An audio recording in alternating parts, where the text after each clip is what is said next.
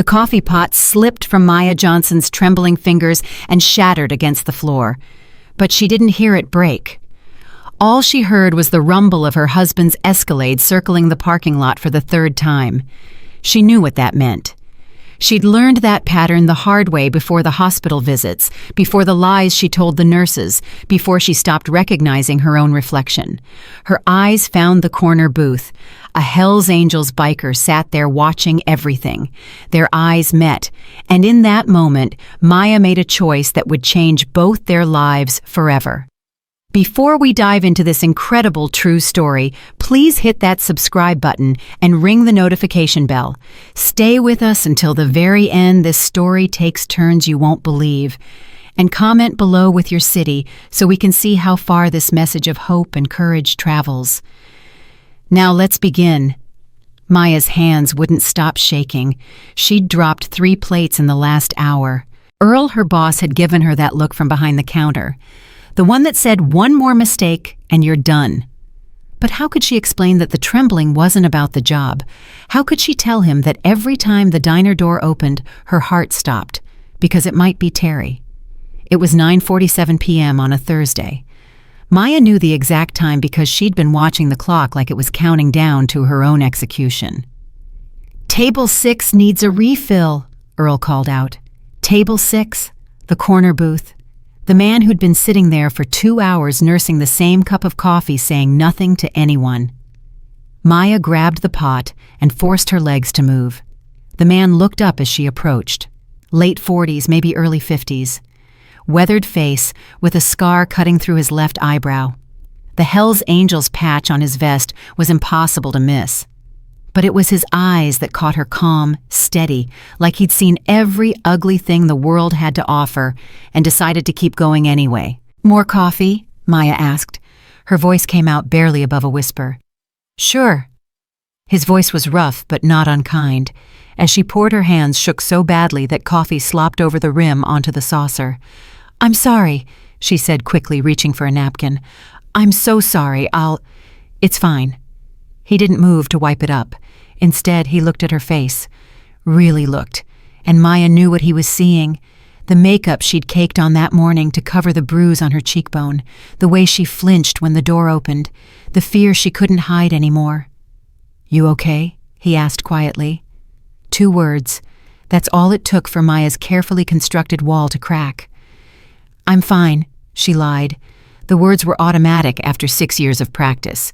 The man nodded slowly, but his eyes said he knew better. He reached into his vest pocket and pulled out a card, plain white, with just a phone number written in pen. "My name's Diesel," he said. "You ever need help, you call that number.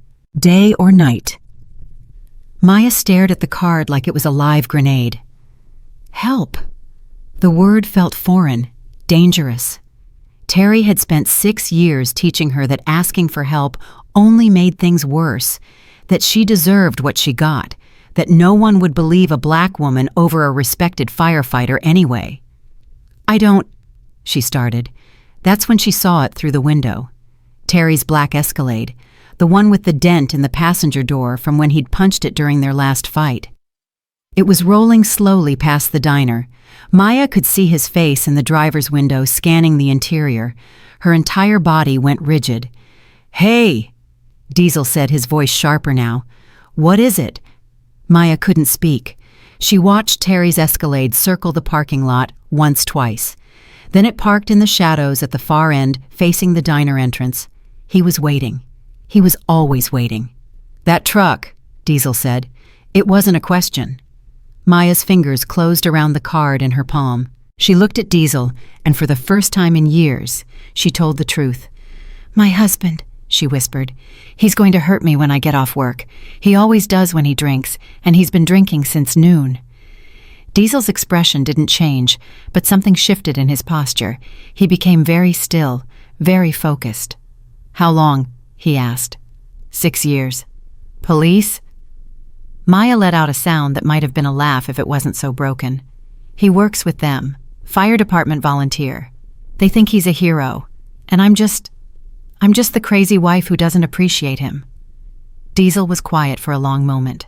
Then he stood up and Maya realized just how big he was. 6'4" at least, broad-shouldered, the kind of man who looked like he'd been built to take hits and keep standing. "What are you doing?" Maya asked, panic rising in her throat. "Finishing my coffee," Diesel said calmly, "and then I'm going to walk you to your car when your shift ends." "That a problem?" "Yes," Maya wanted to scream. "Yes, because Terry will kill you, and then he'll kill me for letting you try." But the words wouldn't come, because underneath the fear was something else, something she'd almost forgotten existed. Hope. "My shift ends in 10 minutes, she heard herself say. Diesel nodded and sat back down. He pulled out his phone and typed something quickly, then set it aside, waiting. The next 10 minutes felt like 10 hours. Maya moved through the motions of her closing duties, wiping down tables, refilling salt shakers, counting out her tips. But her awareness stayed locked on two things: Diesel in the corner booth and Terry's Escalade in the parking lot. At 10:00 p.m., exactly, Earl locked the front door and turned to Maya. "You need me to walk you out." Earl was 67 and barely 5'5". Maya loved him for asking, even though they both knew what Terry would do to him. "I'm okay," Maya said. "I've got a friend." Earl looked over at Diesel, raised his eyebrows, but said nothing. He'd been running this diner for 40 years.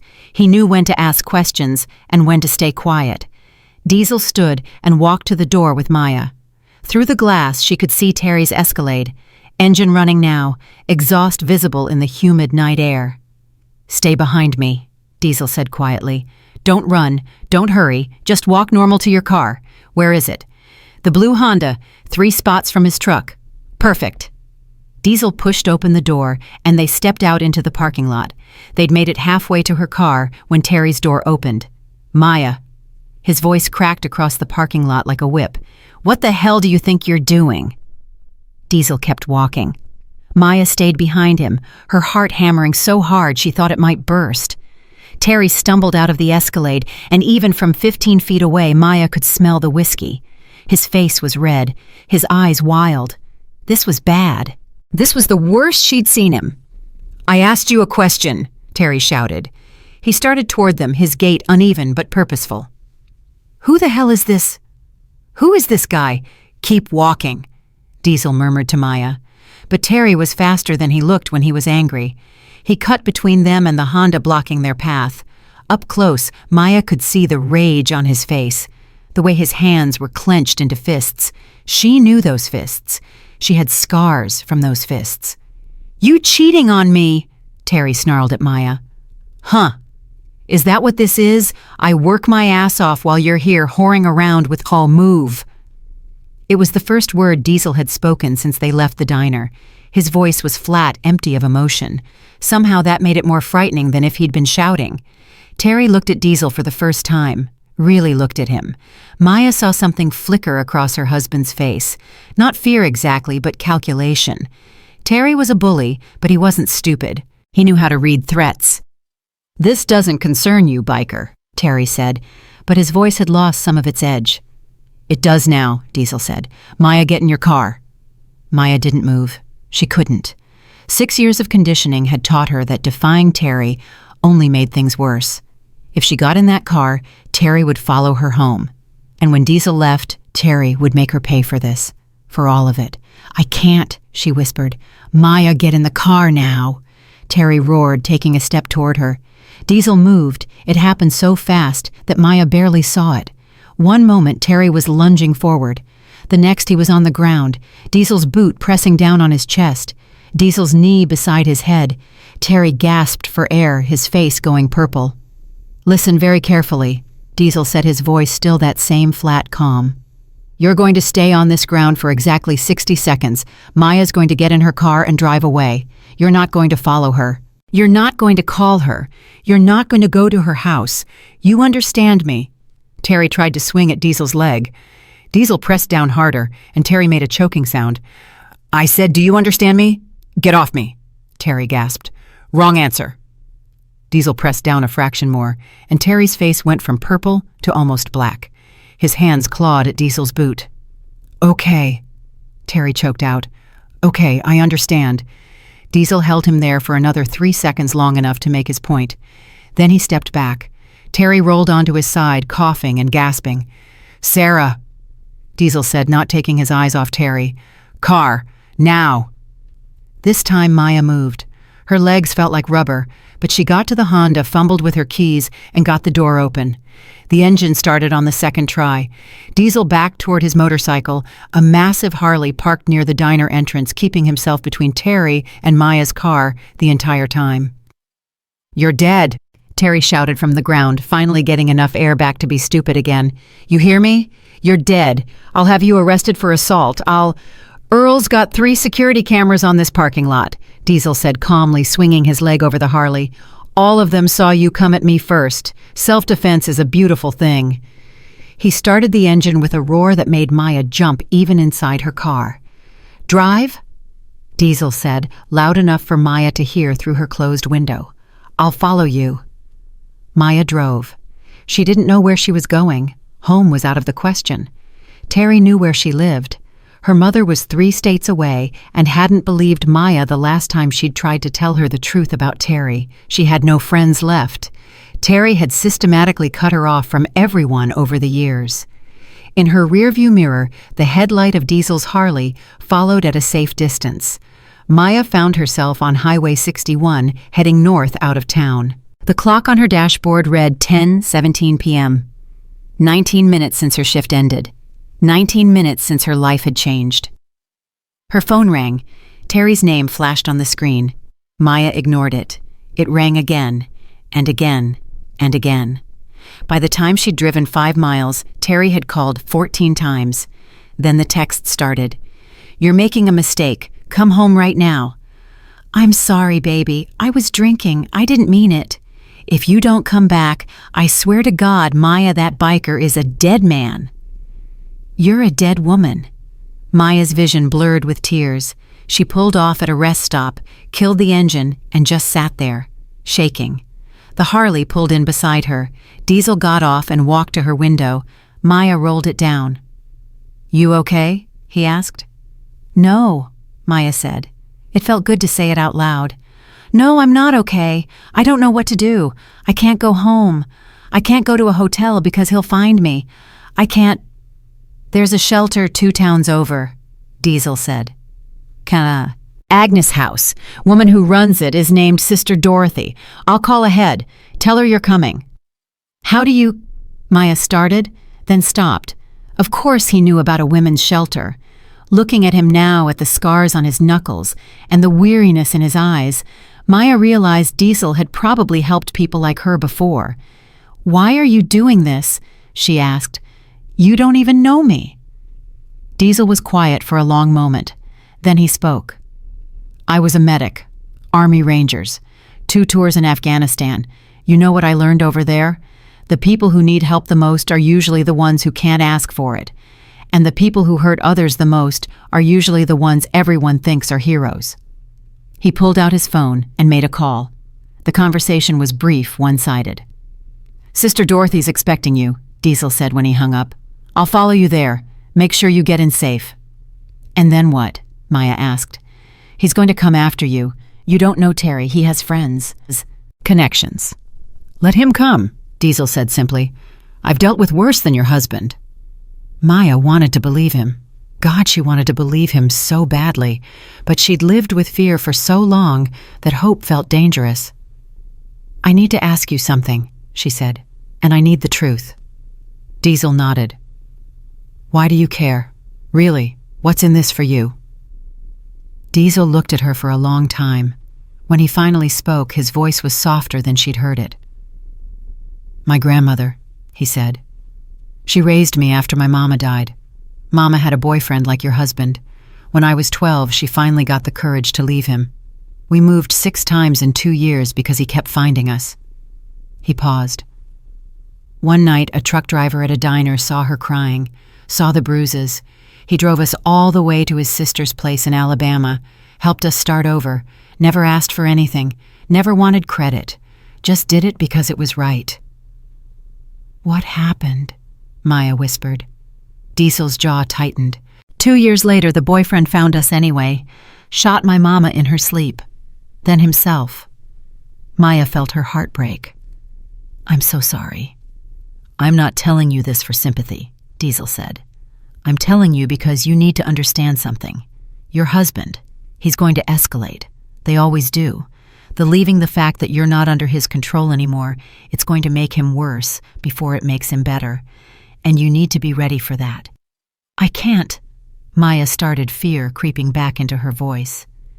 "Yes, you can," Diesel said firmly, "because you're not alone. And this time the ending is going to be different." "How do you know?" "Because I'm not going to let him kill you. Simple as that." The conviction in his voice was absolute. Maya felt it, believed it, and for the second time since meeting Diesel, she let herself hope. "Okay," she said. "Okay, what do I do?" "You follow me to St. Agnes, you get some sleep, and tomorrow we figure out the rest." Maya followed Diesel's taillights through the darkness, north on Highway 61, then east on Route 78. The roads got narrower, the trees thicker.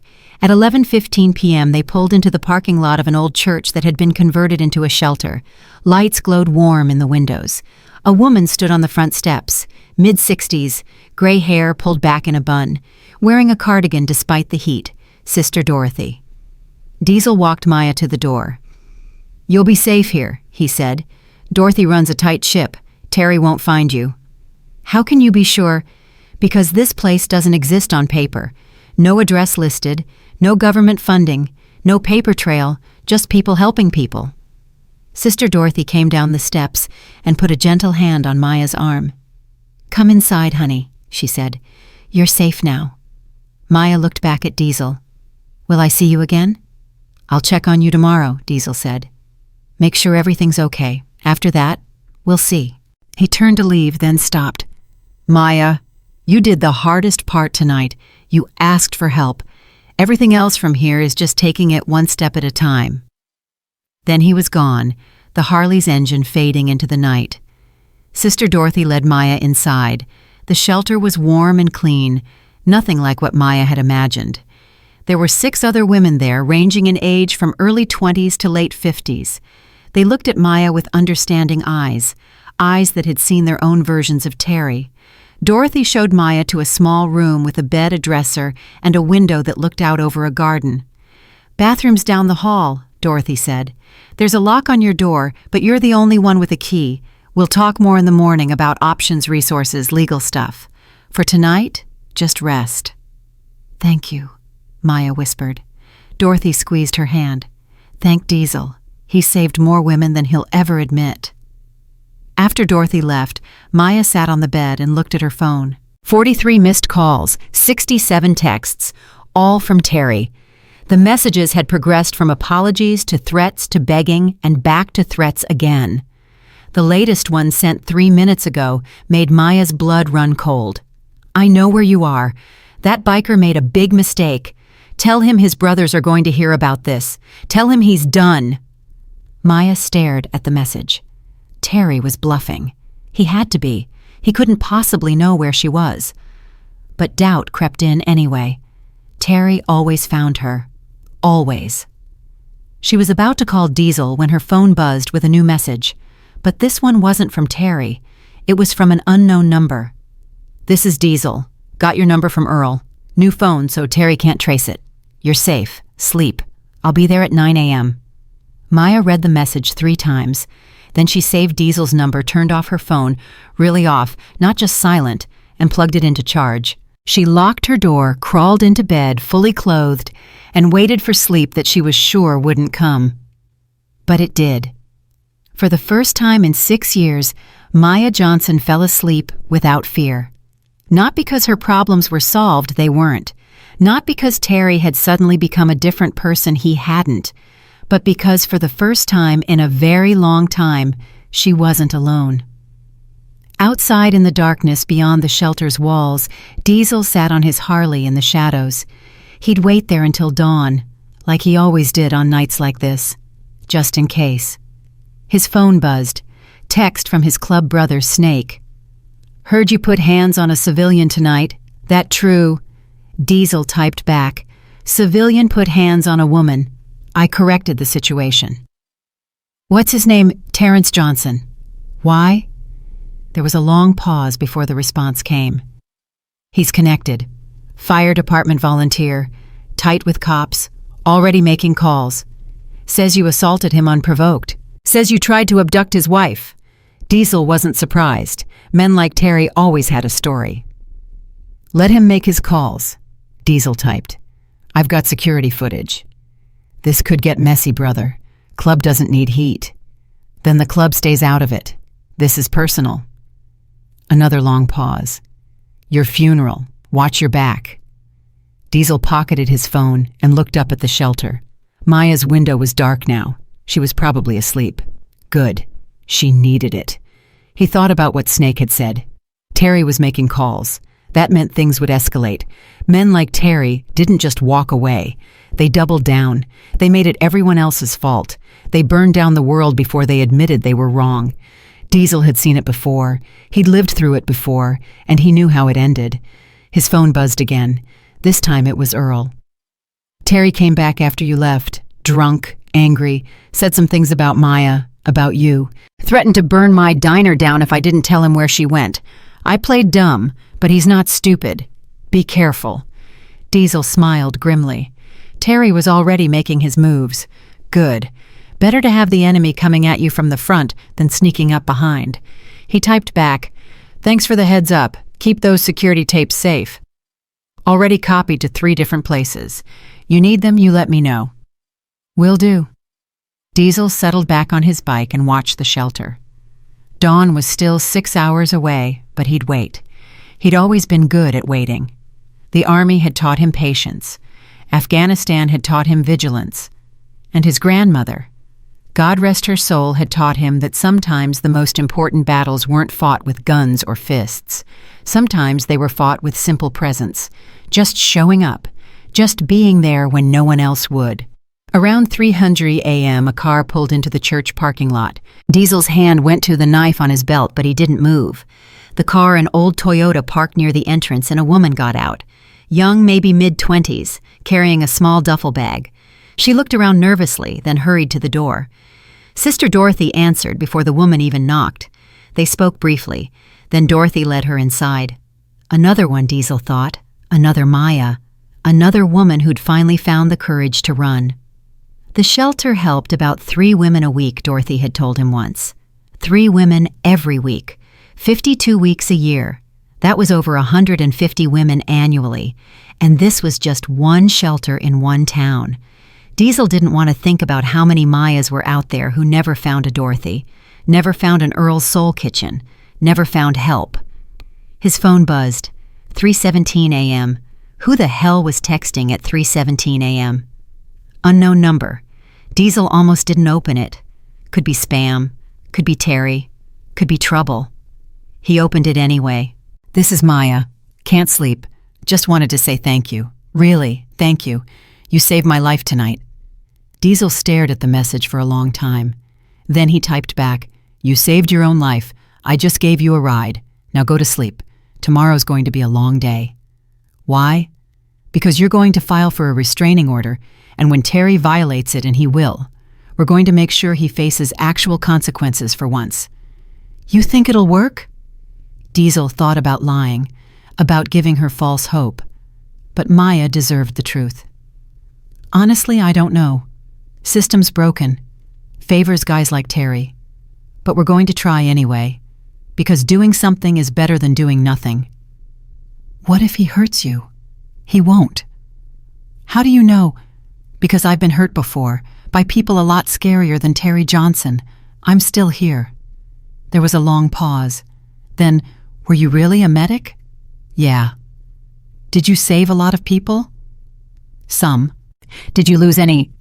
Diesel closed his eyes. Afghanistan rushed back. The heat, the sand, the blood, the screaming. Specialist Williams, 19 years old, bleeding out from an IED blast, while Diesel did everything he knew how to do, and it still wasn't enough. Private Jackson taking a bullet meant for someone else. Lieutenant Morrison gone before the medevac even arrived. Yeah, he typed. I lost some. Does it get easier? The guilt. Diesel almost laughed. Maya had just escaped her abuser hours ago, and she was worried about his guilt.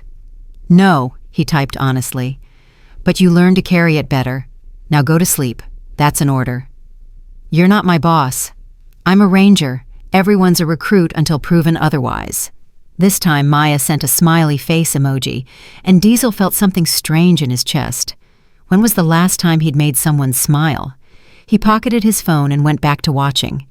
The hours crawled by. At 5:30 a.m., Diesel saw the first hints of dawn breaking over the trees. His back ached from sitting so long.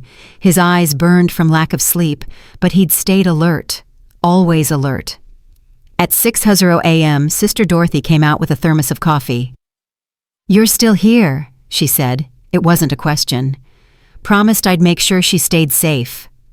Dorothy poured coffee into the thermos lid and handed it to him. "You know you can't protect all of them, right?" she said gently. "There's too many. You'll burn yourself out." "I know. But you try anyway." "Yes, ma'am." Dorothy smiled. "Your grandmama raised you right, James Crawford." Diesel looked up sharply. He never used his real name. Everyone knew him as Diesel. Had for years. "How did you—" "I make it my business to know who's helping my girls," Dorothy said. "Former Army Ranger medic, 2 tours, honorable discharge, Hells Angels Memphis chapter for the last 8 years, 3 arrests for assault, all charges dropped, self-defense, no convictions, clean record otherwise." Diesel didn't know whether to be impressed or concerned. "You investigate everyone who helps out here, only the ones who come back," Dorothy said. "And you, James, you come back a lot." She was right. This was the 7th woman Diesel had helped bring to St. Agnes in the last 2 years. He didn't know why he kept doing it. It wasn't like it changed anything. Terry would be replaced by another Terry. Another Maya would end up at Earl's diner, and the cycle would continue forever. But Dorothy was right about something else too. He kept trying anyway. "She's going to need more than a restraining order," Dorothy said, watching the sunrise. "Terry Johnson isn't the type to respect paper. You know that." "I know. So what's your plan?" "Don't have one yet. Figure it out as I go." Dorothy chuckled. "That's your problem, James. You're so busy reacting that you never get ahead of the situation. Men like Terry, they plan. They scheme. They manipulate. If you want to beat him, you need to think 3 moves ahead." Diesel sipped the coffee. It was good. Strong. Dorothy made coffee like she ran her shelter, no nonsense, exactly what you needed. "What do you suggest?" he asked. "Document everything. Every call, every text, every threat. Get witnesses. Earl saw what happened, that's good. Security footage, even better. But you need more. You need people who can't be bought or bullied. You need evidence that even Terry's cop friends can't ignore." "And where do I find that?" Dorothy smiled. "Already working on it. I have friends too, James. Friends who believe that women like Maya deserve justice. Give me a day. I'll have something for you." She turned to go back inside, then stopped. "One more thing. Maya asked about you this morning. Wanted to know if you were real or if she dreamed you." "What did you tell her?" "I told her you were as real as the rest of us broken people trying to do some good before we die. That satisfy your ego." Diesel almost smiled. Perfect. Dorothy left and Diesel finished his coffee. At 7:00 a.m. his phone buzzed. Text from Snake.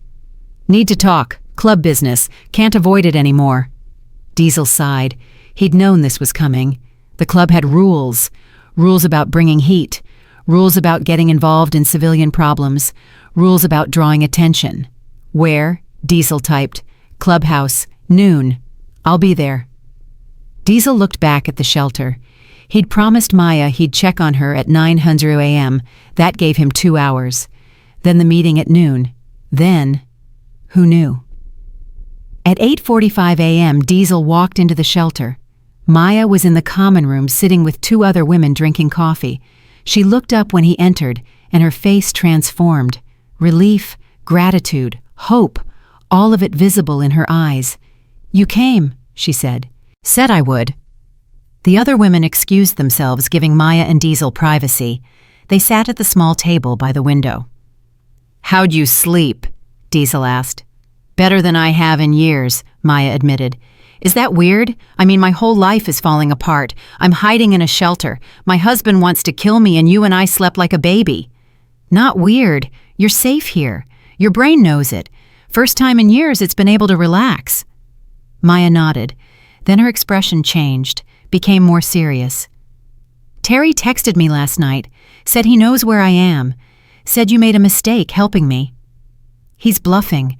He doesn't know about this place. How can you be sure? Because Dorothy's good at keeping secrets, and because Terry would have already shown up if he really knew. Maya wanted to believe him. Diesel could see it, but 6 years of Terry had taught her not to trust in safety. What happens now? She asked. Now you file for a restraining order. Dorothy knows a lawyer, good one, does work pro bono for abuse cases. She'll walk you through it. And if Terry violates it, then he gets arrested. You really believe that the system will protect me? Diesel paused. Honesty was important. False hope was dangerous. I believe we have to try, he said finally. I believe that doing nothing guarantees he wins. Doing something, at least, gives you a chance. Maya absorbed this. Then she asked the question Diesel had been waiting for. Why are you doing this, really? And don't tell me it's just because you can. There's more to it than that. Diesel looked out the window. The morning sun was burning off the dew, turning the grass gold. My grandmother, he said quietly. Told you about her, about my mama's boyfriend, but I didn't tell you the end of the story. Maya waited. We moved to Alabama, started over. Grandmama got a job. I went to school. For 2 years, life was good, real good. He paused. Then he found us. Don't know how, but he did. Showed up one night, said if he couldn't have her, nobody could. Diesel's hands clenched into fists on the table. I was 14. Tried to stop him. He put me through a window. When I came to, my mama was dead. He'd shot her then himself. Murder-suicide. Cops called it a tragedy, like it was fate, like there was nothing anyone could have done. Maya's hand covered his. Diesel hadn't realized he was shaking. I'm sorry, she whispered.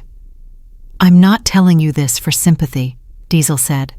I'm telling you because you need to understand something. Your husband, he's going to escalate. They always do. The restraining order, the leaving, the fact that you're not under his control anymore, it's going to make him worse before it makes him better, and you need to be ready for that. I can't. Maya started, fear creeping back into her voice.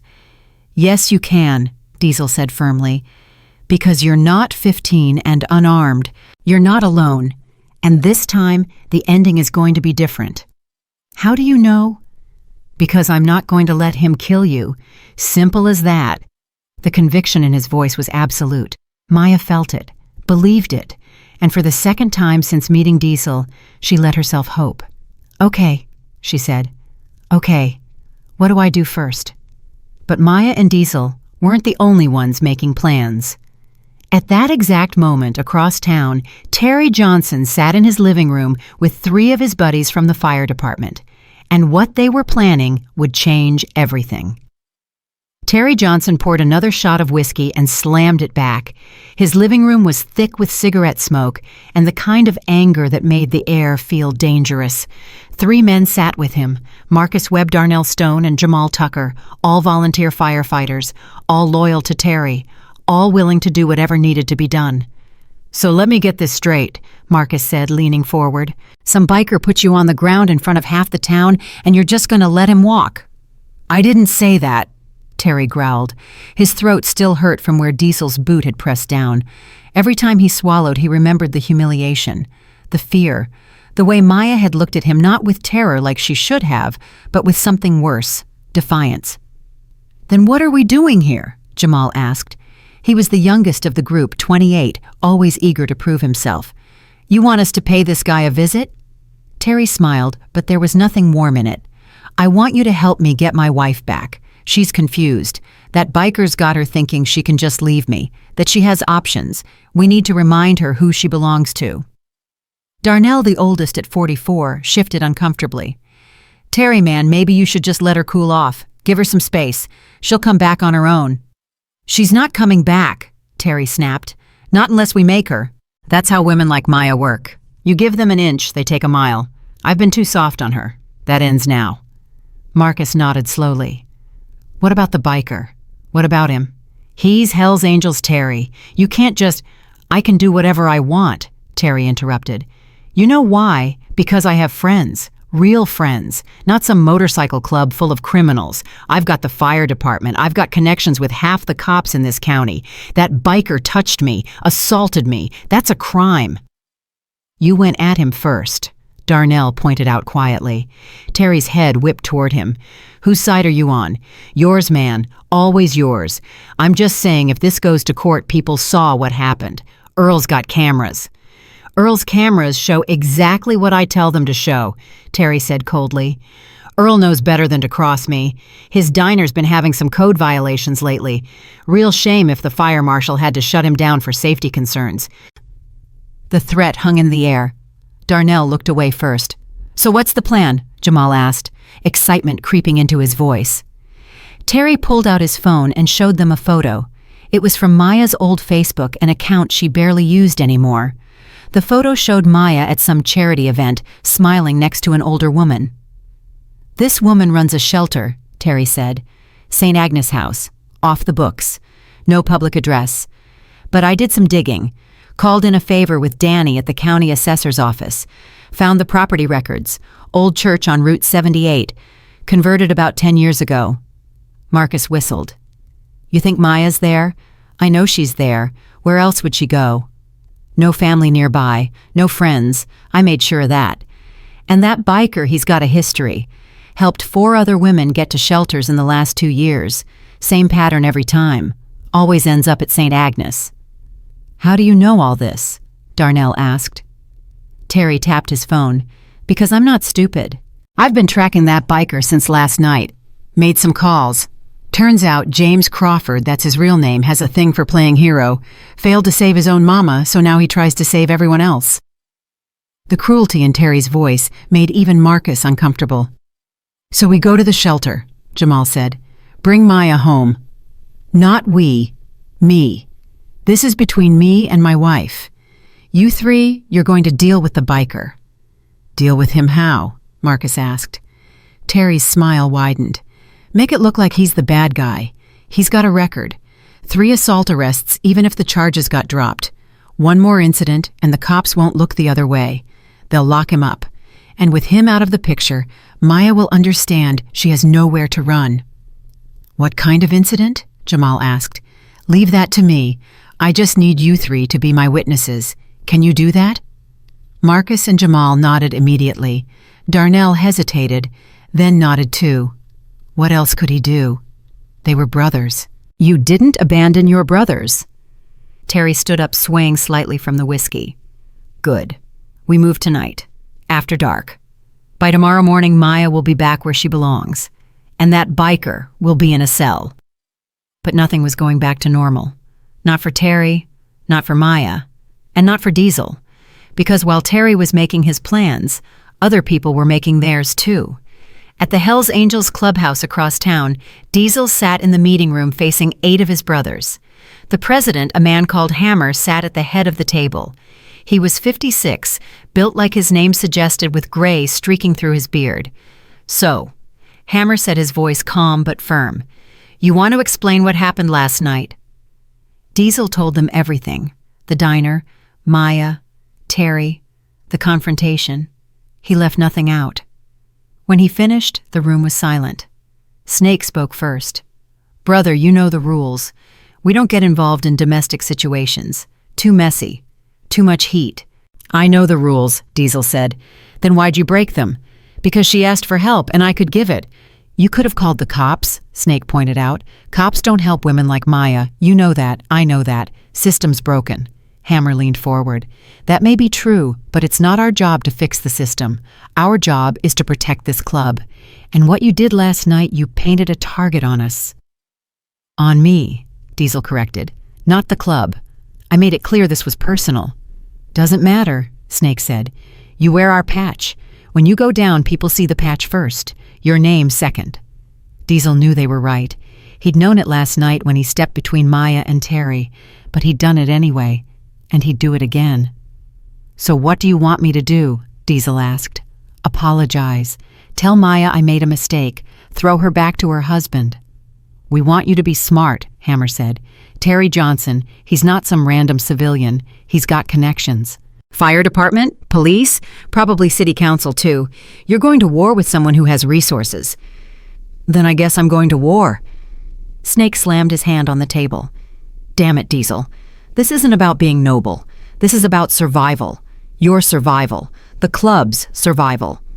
I'm not asking the club to get involved, Diesel said, keeping his voice level. I'm handling this myself. You can't. I can, and I will. I've already got evidence. Security footage from Earl's diner showing Terry coming at me first. Multiple witnesses. Self-defense is clean. Terry can make all the noise he wants, but facts are facts. Hammer studied Diesel for a long moment. Then he sighed. You're not going to back down on this, are you? No, sir.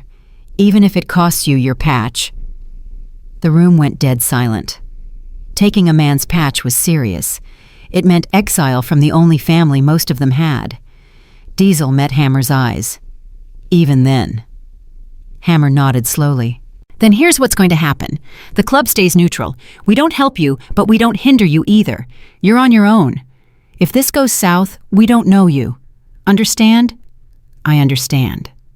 But, Hammer continued, and something shifted in his voice. If you need backup, and I mean real backup life or death backup, you call. Neutral doesn't mean we let our brothers die alone. Relief flooded through Diesel. It wasn't support, but it wasn't exile either. It was the best he could hope for. Thank you, Diesel said. Don't thank me yet, Hammer said. You're playing a dangerous game, brother. Men like Terry Johnson don't fight fair. He's going to hit you where it hurts. Be ready. Diesel stood to leave, but Snake stopped him. One more thing. Word on the street is Terry's got 3 of his fire department buddies helping him. Marcus Webb, Darnell Stone, Jamal Tucker.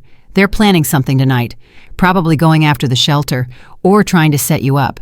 Either way, it's going down tonight. How do you know? Snake smiled grimly. Because Darnell's girlfriend works at the bar I drink at. She was worried. Called me, asked if I knew what her boyfriend was getting into. I told her to tell Darnell to stay home, but he won't listen. They never do. Diesel processed this information. 3 more guys backing Terry. That changed the math. What are they planning? Don't know specifics, but it's something at the shelter. Going after Maya directly, or maybe trying to set you up. Either way, it's happening tonight. Diesel checked his watch. 12:47 p.m. If they were moving tonight, he had maybe 6 hours to prepare. Thanks for the heads up, Diesel said. Don't mention it, Snake said. Literally, don't mention it. I was never here. This conversation never happened. Diesel left the clubhouse and headed back to the shelter. On the way, he called Sister Dorothy. We've got a problem, he said when she answered. I know, already heard. How did you... I told you I have friends, Dorothy said. One of them is Darnell Stone's mother. She called me an hour ago begging me to talk some sense into her son. I tried. He wouldn't listen. Diesel cursed under his breath. We need to move Maya. Get her somewhere else. Already working on it. I've got a safe house in rural Georgia. Friend of mine runs it. Maya can leave this afternoon. Terry will follow. Let him try. Interstate flight to commit a felony that's federal. FBI gets involved. Terry's local connections won't help him there. It was a good plan. Smart. But something felt wrong about it. Something in Diesel's gut was screaming that moving Maya now would trigger exactly the response they were trying to avoid. What if we don't run? Diesel said slowly, the idea forming as he spoke. What if we let Terry come? Dorothy was silent for a moment. Explain. Terry's planning something for tonight. Probably going to try to take Maya, make me look bad. Or both. But if we know he's coming, we can control the situation. Get it on camera. Get witnesses. Make it so obvious that even his cop friends can't cover it up. That's risky, Dorothy said. Everything about this is risky. At least this way we're not running. We're taking the fight to him. Dorothy thought about it. Diesel could almost hear her weighing options, calculating risks.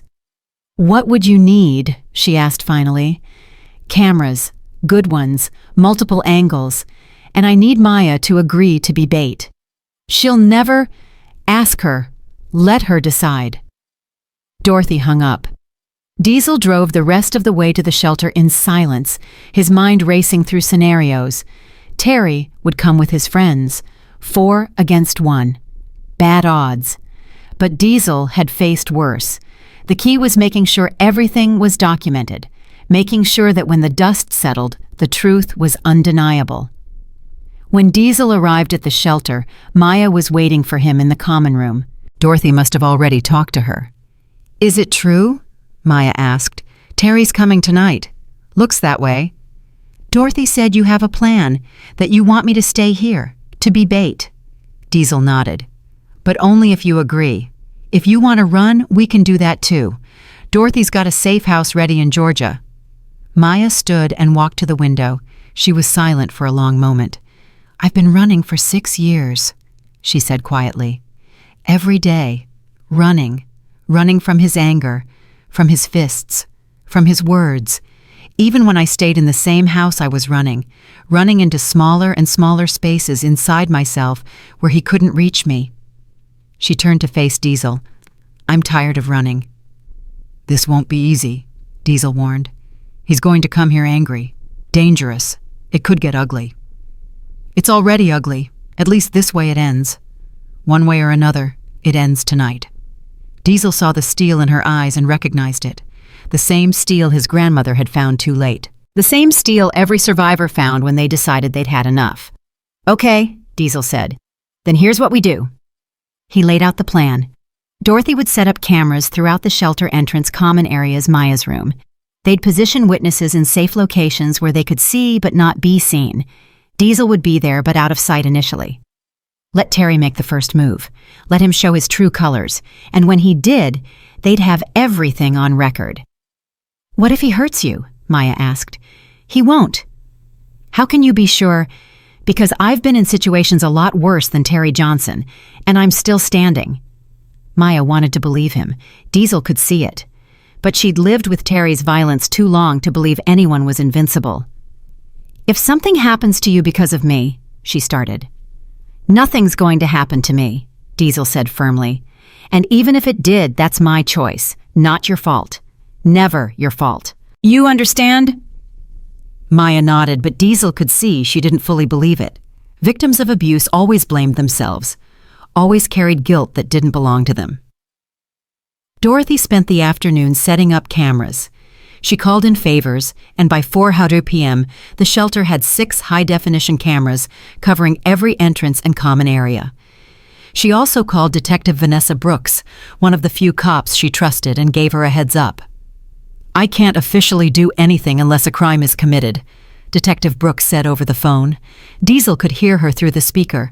"But I'll be in the area. If something goes down, I can respond quickly." "Thank you, Vanessa," Dorothy said. "Don't thank me yet. If this goes wrong, if someone gets hurt, there's going to be questions. Lots of questions." "Understood." Detective Brooks hung up. Dorothy looked at Diesel. "Last chance to change your mind." "I'm not changing my mind." "Stubborn." "Committed." As evening approached, the other women in the shelter were moved to a church across town. Dorothy didn't want anyone else at risk. By 7:00 p.m., the shelter was empty, except for Maya Dorothy Diesel and 2 of Dorothy's volunteers women who'd been through situations like Maya's and wanted to help. At 7:30 p.m., as the sun was setting, Terry's Escalade pulled into the parking lot. But he wasn't alone. 3 more vehicles followed. Marcus's red Mustang, Jamal's lifted pickup, Darnell's SUV, 4 men against 1. Just like Snake had warned. Diesel watched from Maya's room on the 2nd floor. Maya stood beside him, her face pale, but determined. "You don't have to watch this," Diesel said. "Yes, I do." Down in the parking lot, Terry got out of his Escalade.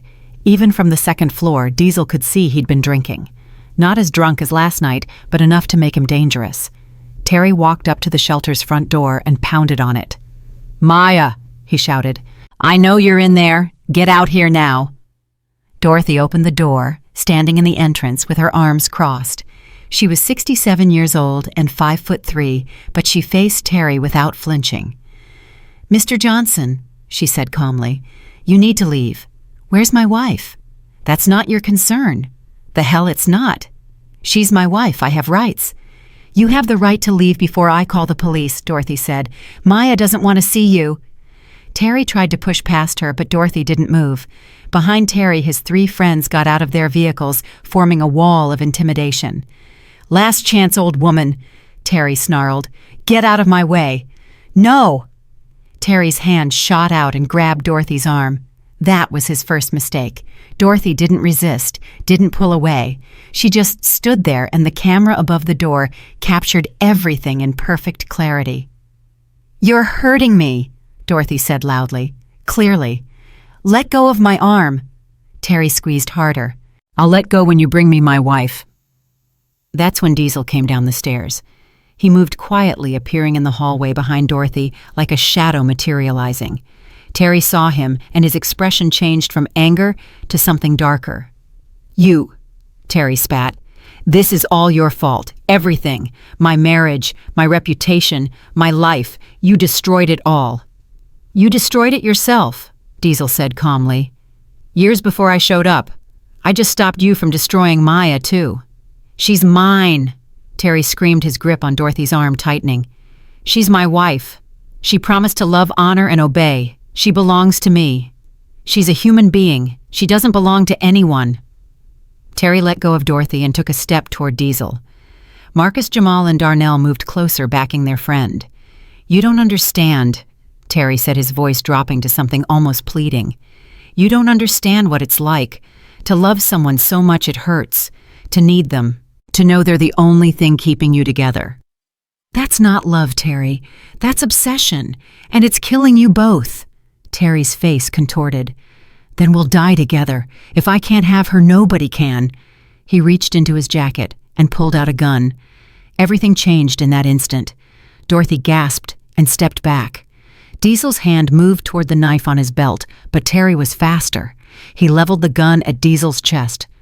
"Don't," Terry said. "Don't even think about it." Behind him, Marcus and Jamal looked nervous. This wasn't what they'd signed up for. Darnell had gone pale. "Terry, man," Darnell said. "Put the gun away. This isn't—" "Shut up!" Terry screamed without looking back. "Shut up, all of you. This is between me and this biker and my wife." "Terry, listen to me," Diesel said, keeping his voice steady. "You pull that trigger, your life is over. Not Maya's, not mine, yours. You'll go to prison for murder. Is that what you want?" "I don't care," Terry said. "I don't care about anything anymore.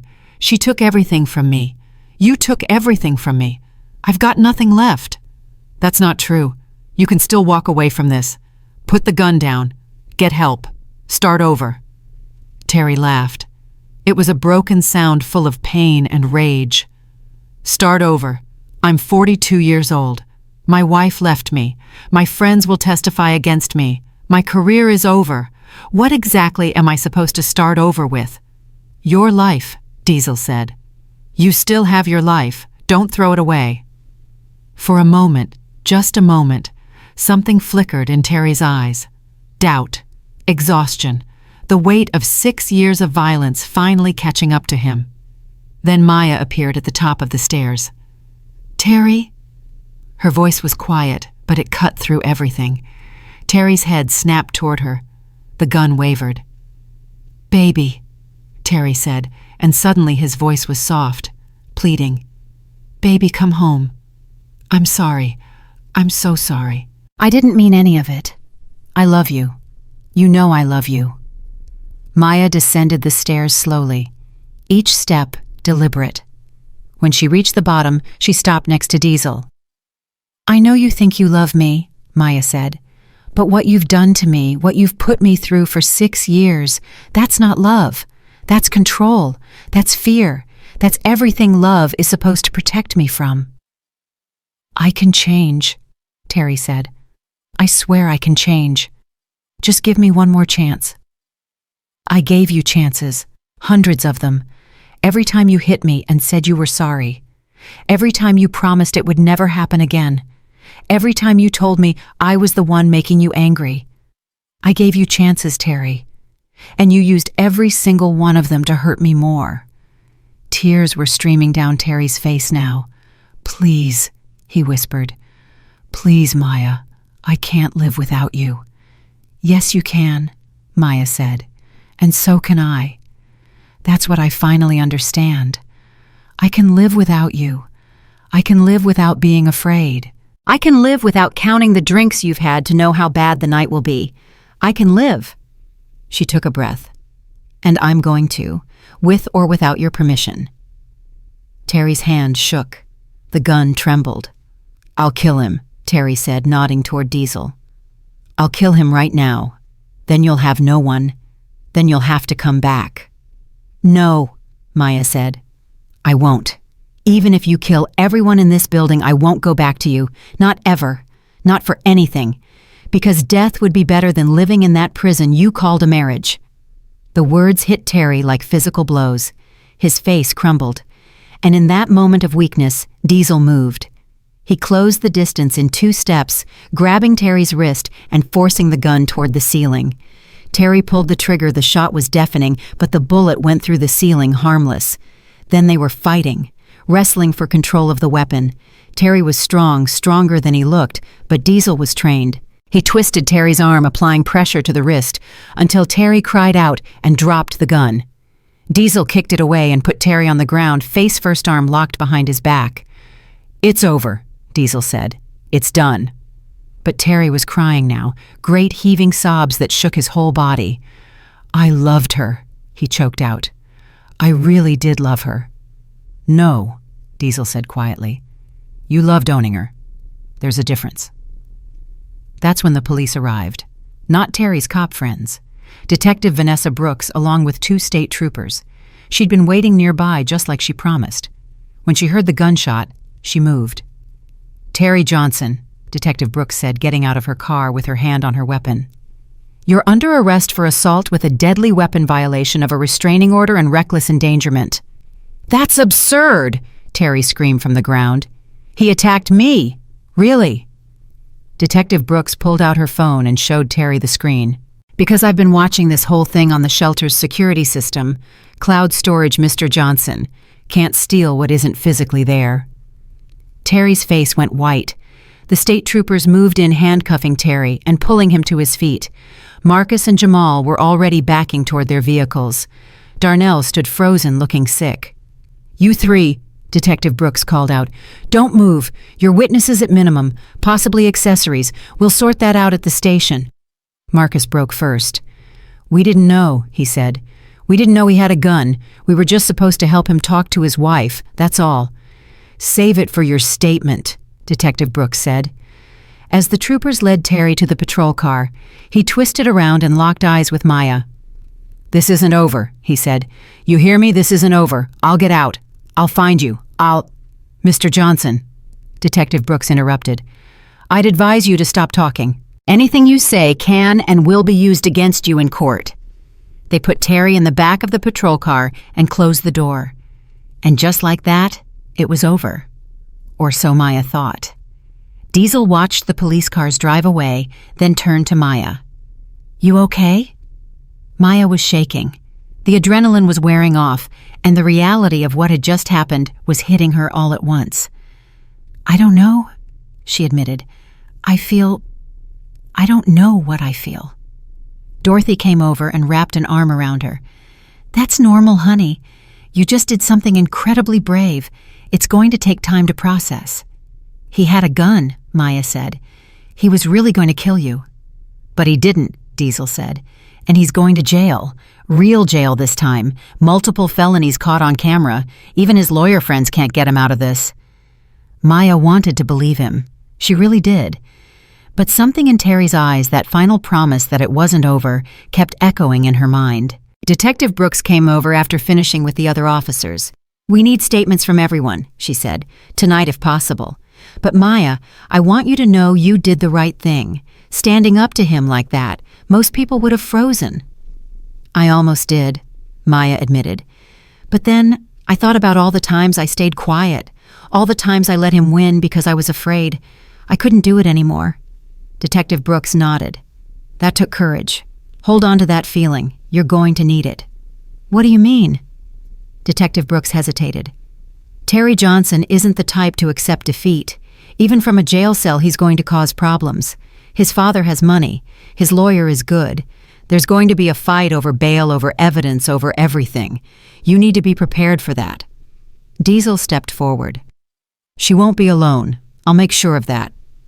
Detective Brooks looked at him for a long moment. I hope you know what you're getting into, Mr. Crawford. Men like Terry, they don't just go after the person who left them. They go after everyone who helped. I know, Diesel said. Let him come. The statements took 3 hours. By the time they finished, it was nearly midnight. Maya was exhausted emotionally and physically drained. Dorothy set her up in a room at the back of the shelter away from the bullet hole in the ceiling and the memories of what had happened. Try to sleep, Dorothy said. Tomorrow we'll figure out next steps. What about Diesel? He's outside. Said he's going to stay until dawn, just in case. Maya walked to the window and looked out. In the shadows, she could see Diesel's silhouette on his motorcycle. Watching, waiting, protecting, just like he'd promised. She pulled out her phone and texted him, "Thank you for everything." His response came a moment later. "Get some sleep. Tomorrow's going to be a long day." What happens tomorrow? We make sure Terry stays in jail, and we start building you a new life. Maya stared at the message for a long time. A new life. The words felt impossible. After 6 years with Terry, she'd forgotten what a life without fear even looked like. But maybe, just maybe, she was about to find out. She climbed into bed and closed her eyes. And for the second night in a row, Maya Johnson fell asleep, knowing she wasn't alone. But 8 miles away in the county jail, Terry Johnson wasn't sleeping. He was making plans. And at 6:47 a.m., when his father posted bail, Terry walked out of that jail with one thought burning in his mind. This wasn't over, not by a long shot. Diesel's phone rang at 6:47 a.m. He'd been awake for hours, sitting in his apartment, cleaning his service pistol, a habit from his Army days that he'd never broken. When he saw Detective Brooks's name on the screen, he knew it was bad news. "He made bail," she said without preamble. Diesel's hand tightened on the phone. "How, Judge Morrison, one of Terry's father's golf buddies, set bail at $10,000. Terry's father posted it at midnight. The paperwork just cleared. You've got him on camera, assault with a deadly weapon, threatening to kill Maya. There's no way. I know what I've got." Detective Brooks interrupted, frustration bleeding through her professional tone. But Morrison claimed Terry was defending his marital rights, said the footage showed Terry trying to retrieve his wife from unlawful confinement. That's insane. That's the system. I'm sorry, Diesel. I really am. I fought this. The DA fought this. But Morrison has final say on bail. And he said yes. Diesel stood and walked to his window. Where is he now? We don't know. He's required to stay away from Maya, from the shelter, from you. But Terry Johnson doesn't strike me as someone who follows rules. No, he's not. Watch your back, Detective Brooks said. I've seen men like Terry before. When they lose control, they don't just give up. They burn everything down. Diesel thanked her and hung up. He immediately called Dorothy. She answered on the first ring. I already know, Dorothy said. Vanessa called me 20 minutes ago. Maya's still asleep. I haven't told her yet. How is she? After the statement. She was shaking for 2 hours, couldn't stop. Then she just shut down. Went to her room, closed the door. I checked on her at 4 a.m. She was lying in bed, staring at the ceiling. Diesel recognized that response. Shock. The body's way of protecting itself when reality became too much to process. I'm coming over, Diesel said. Diesel, if Terry's out there somewhere, then I need to be there. Between him and Maya, that's not negotiable. Dorothy sighed but didn't argue. She knew Diesel well enough by now to understand that once he made a decision, nothing would change his mind. Diesel grabbed his jacket and helmet, but before he could leave, his phone rang again. This time, it was Snake. We've got a problem, Snake said. I'm aware. Terry made bail. It's worse than that. My contact in the police department just called. Terry filed a counter-complaint last night from his cell, says you assaulted him unprovoked at Earl's diner, says you've been stalking his wife, says you're running some kind of kidnapping operation. Diesel felt cold wash through him. None of that's true. Earl's got footage. Earl's diner got broken into last night, 3:00 a.m. Someone smashed the security system, took the hard drives. The cold turned to ice. Terry was smarter than Diesel had given him credit for. Eliminate the evidence. Create a counter-narrative. Make Diesel the bad guy. There are backups, Diesel said. Earl told me he copied everything. Better hope so, because right now it's Terry's word against yours. And Terry's got a lot more credibility than a Hell's Angel with 3 prior assault arrests. Those charges were dropped. Doesn't matter. Optics matter. Story matters. And Terry's telling a story that people want to believe. The concerned husband trying to save his wife from a violent criminal. Diesel wanted to punch something. Instead, he forced himself to breathe, to think. What's the play? He asked. Lawyer up. Today. Don't talk to cops without representation. And Diesel, be careful. Terry's connected. He can make your life very difficult. After Snake hung up, Diesel sat on his couch and forced himself to think strategically. Terry had made his move, destroyed evidence, filed false charges, positioned himself as the victim. It was smart, ruthless. Exactly what someone would do if they'd planned this scenario in advance, which meant Terry had been planning this for a while, maybe since the first night at Earl's, maybe longer. Diesel's phone buzzed with a text from a number he didn't recognize. You should have stayed out of this, biker. Now you're going to pay. And when I'm done with you, I'm coming for Maya. She's going to learn what happens to wives who betray their husbands. Diesel stared at the message. It wasn't signed, but he knew who it was from. Terry was escalating, threatening, testing boundaries. Diesel didn't respond. Instead, he forwarded the message to Detective Brooks, then headed to the shelter.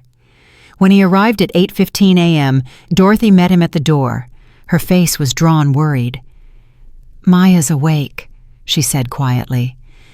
I told her about the bail. She's not taking it well.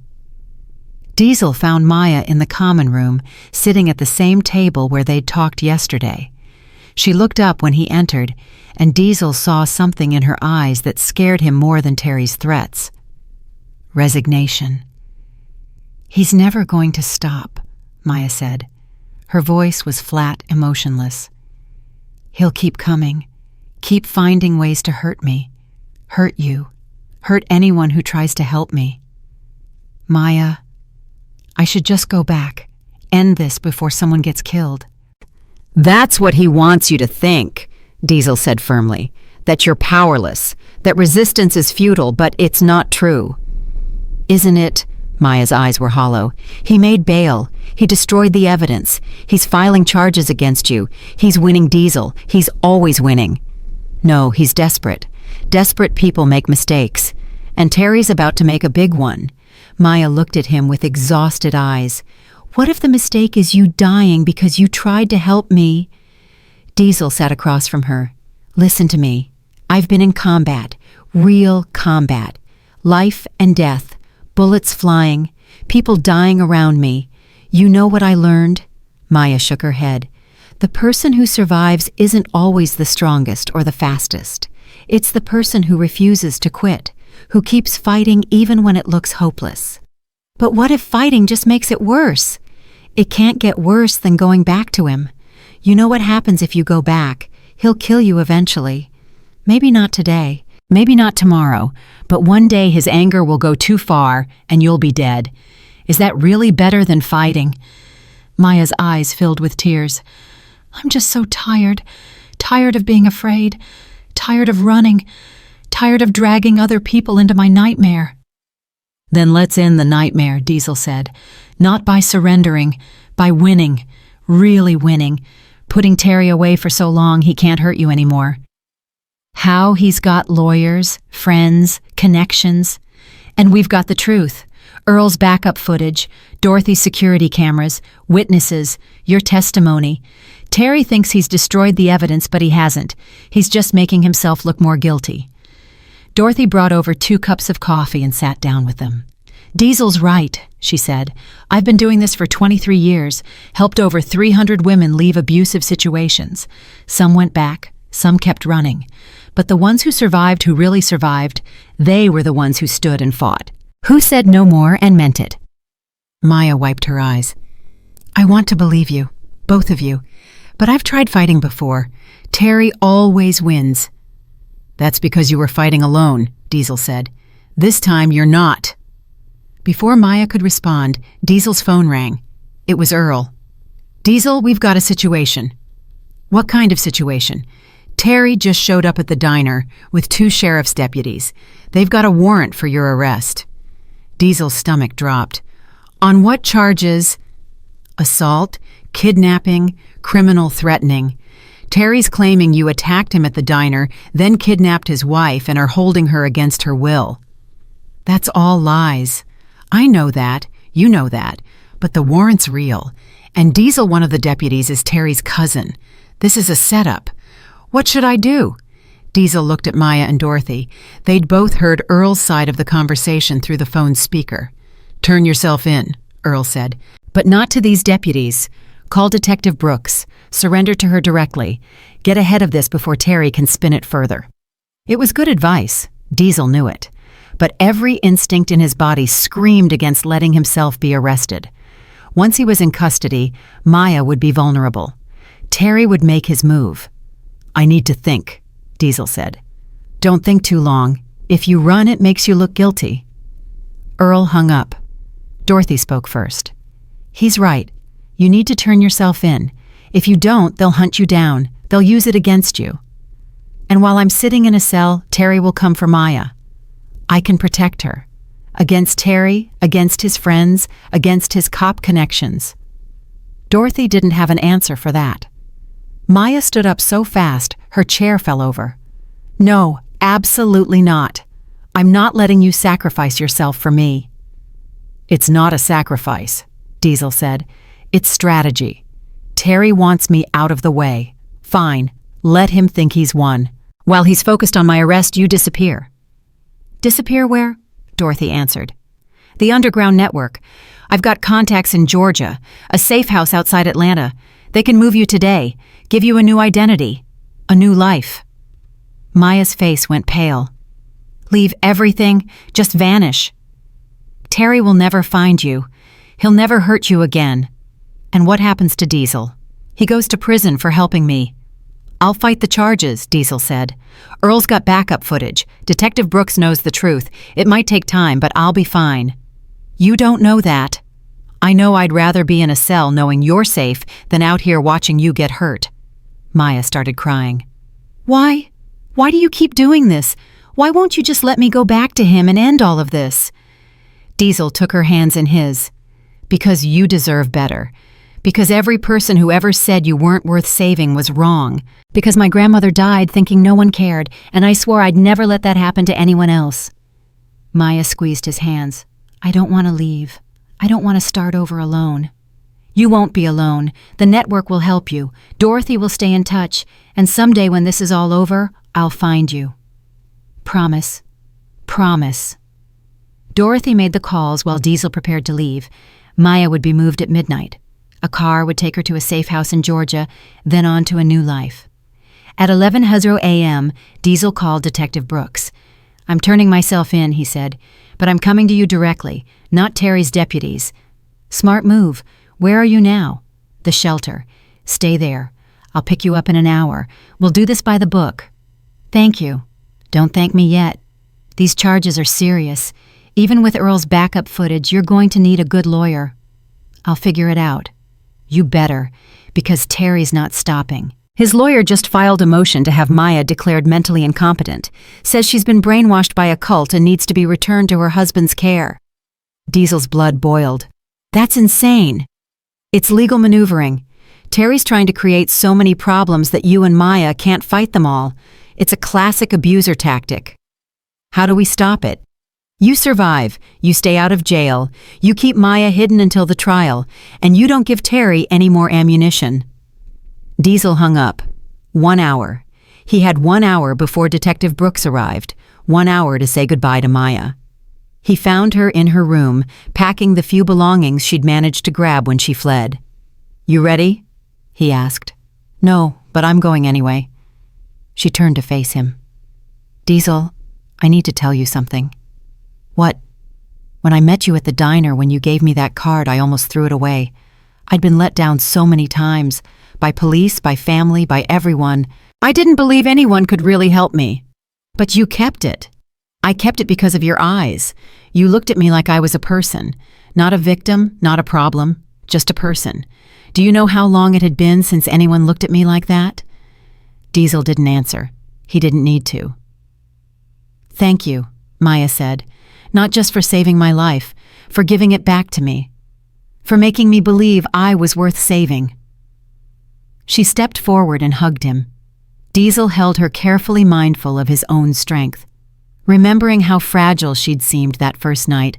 But Maya wasn't fragile anymore. She was steel-wrapped in kindness. She'd taken her pain and was already forging it into purpose. "Stay safe," Diesel said. "And when you get to Georgia, call Dorothy. Let us know you're okay." "I will." "And Maya." "Yes. Live. Really live. Don't just survive. Go out there and build a life that makes everything you've been through worth it." Maya pulled back and looked at him with tear-filled eyes. "You too, Diesel. Promise me, when this is over, you'll stop carrying everyone else's pain and start living for yourself." Before Diesel could answer, Dorothy burst into the room. "We've got a problem." "What now?" "Terry's not waiting. I just got a call from my contact in the network. Someone leaked Maya's location."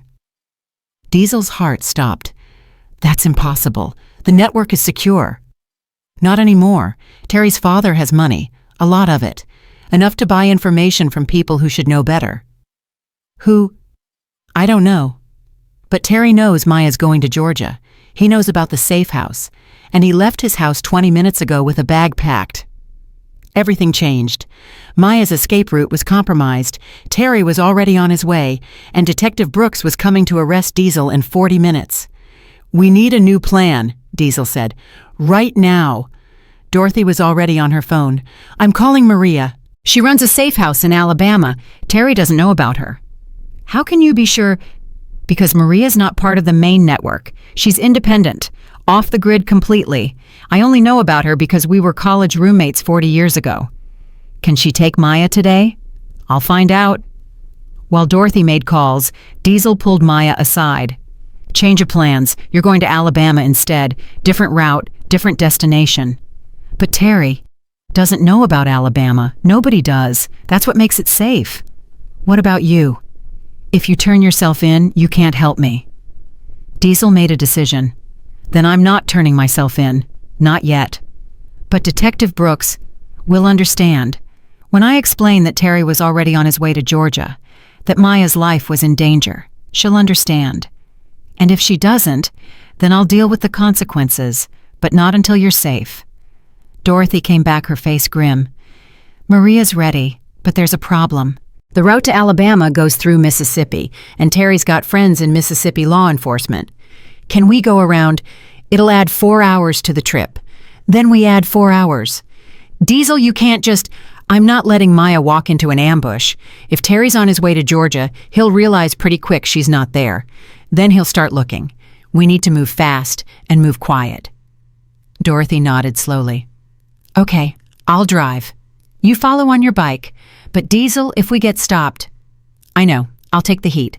Just get Maya out." They left the shelter at 11:30 a.m.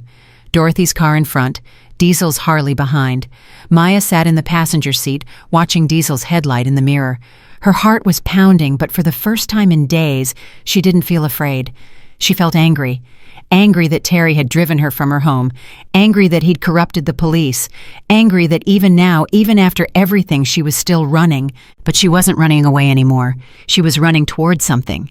A new life. A new beginning. A future that Terry couldn't touch. They'd been on the road for 3 hours when Diesel's phone buzzed. Text from Detective Brooks. "Where are you?" "I'm at the shelter. Dorothy's gone. You're gone." "I'm trying to help you, Diesel. Don't make me look for you." Diesel typed back. "Terry compromised the escape route. Maya was in danger. I had to move her." Move her where? Can't say. Not over text. Terry might be monitoring. There was a long pause. Then, you're making this worse for yourself, running from a warrant, fleeing the jurisdiction.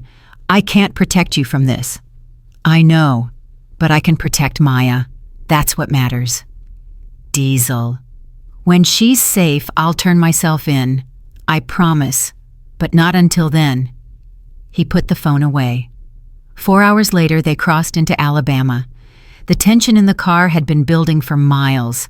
Every passing truck made Maya flinch.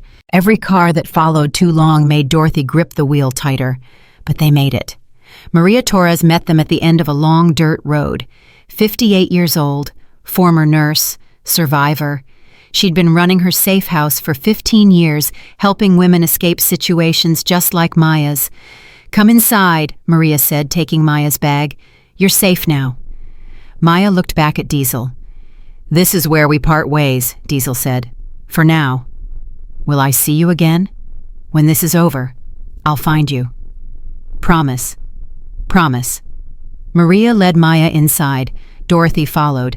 Diesel stayed by his bike watching the house until the lights came on.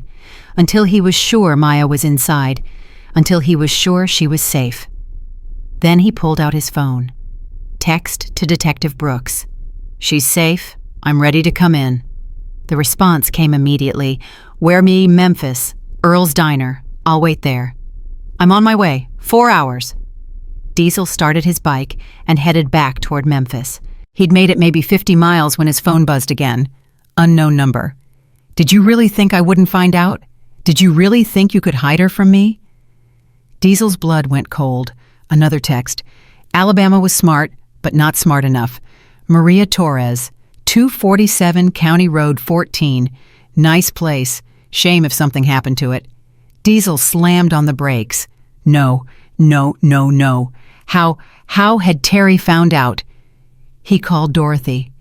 No answer. He called Maria. No answer. He called Maya. No answer. Diesel turned his bike around and pushed it to 100 miles per hour. The drive back to Alabama was the longest 90 minutes of his life. When he finally pulled onto County Road 14, his worst fears were confirmed. Terry's Escalade was parked outside Maria's house, and the front door was wide open. Diesel didn't think. He moved. Off the bike before it fully stopped, running toward the house, every muscle in his body screaming from the hours of riding, but he didn't feel any of it. The front door hung open on broken hinges. Inside, he found chaos, furniture overturned, a lamp shattered on the floor, blood on the carpet, not much, but enough to make his heart stop. "Maya," he shouted. "Dorothy, Maria." A muffled sound came from the back of the house.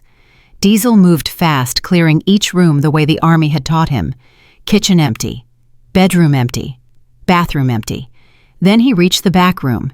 Dorothy was on the floor, her hands bound behind her back with zip ties. Blood ran from a cut on her forehead. Maria lay next to her unconscious, a bruise already forming on her jaw. But no Maya, no Terry. Diesel knelt beside Dorothy and pulled the tape from her mouth. "Where is she?" he demanded. "Where's Maya?" Dorothy coughed, struggling to catch her breath. "He took her. 5 minutes ago. Maybe 10. I tried to stop him, Diesel. I tried." "Which way did he go?" "I don't know. He had a gun. Put it to Maya's head and told her if she didn't come quietly, he'd kill all of us." Diesel cut the zip ties with his knife and helped Dorothy sit up. "Are you hurt? Can you move?" "I'm fine. Just bruises. But Maria, she tried to fight him. He hit her hard." Diesel checked Maria's pulse. Steady. She'd be okay. "Call 911, Diesel said. "Tell them everything. I'm going after Terry." "Diesel, he has a gun. And Maya. If you... I know what he has. I know what he's capable of. And I know what happens to Maya if I don't stop him." He was back on his bike in seconds, scanning the road.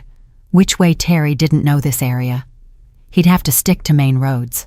And if he was planning to take Maya back to Memphis, he'd head north.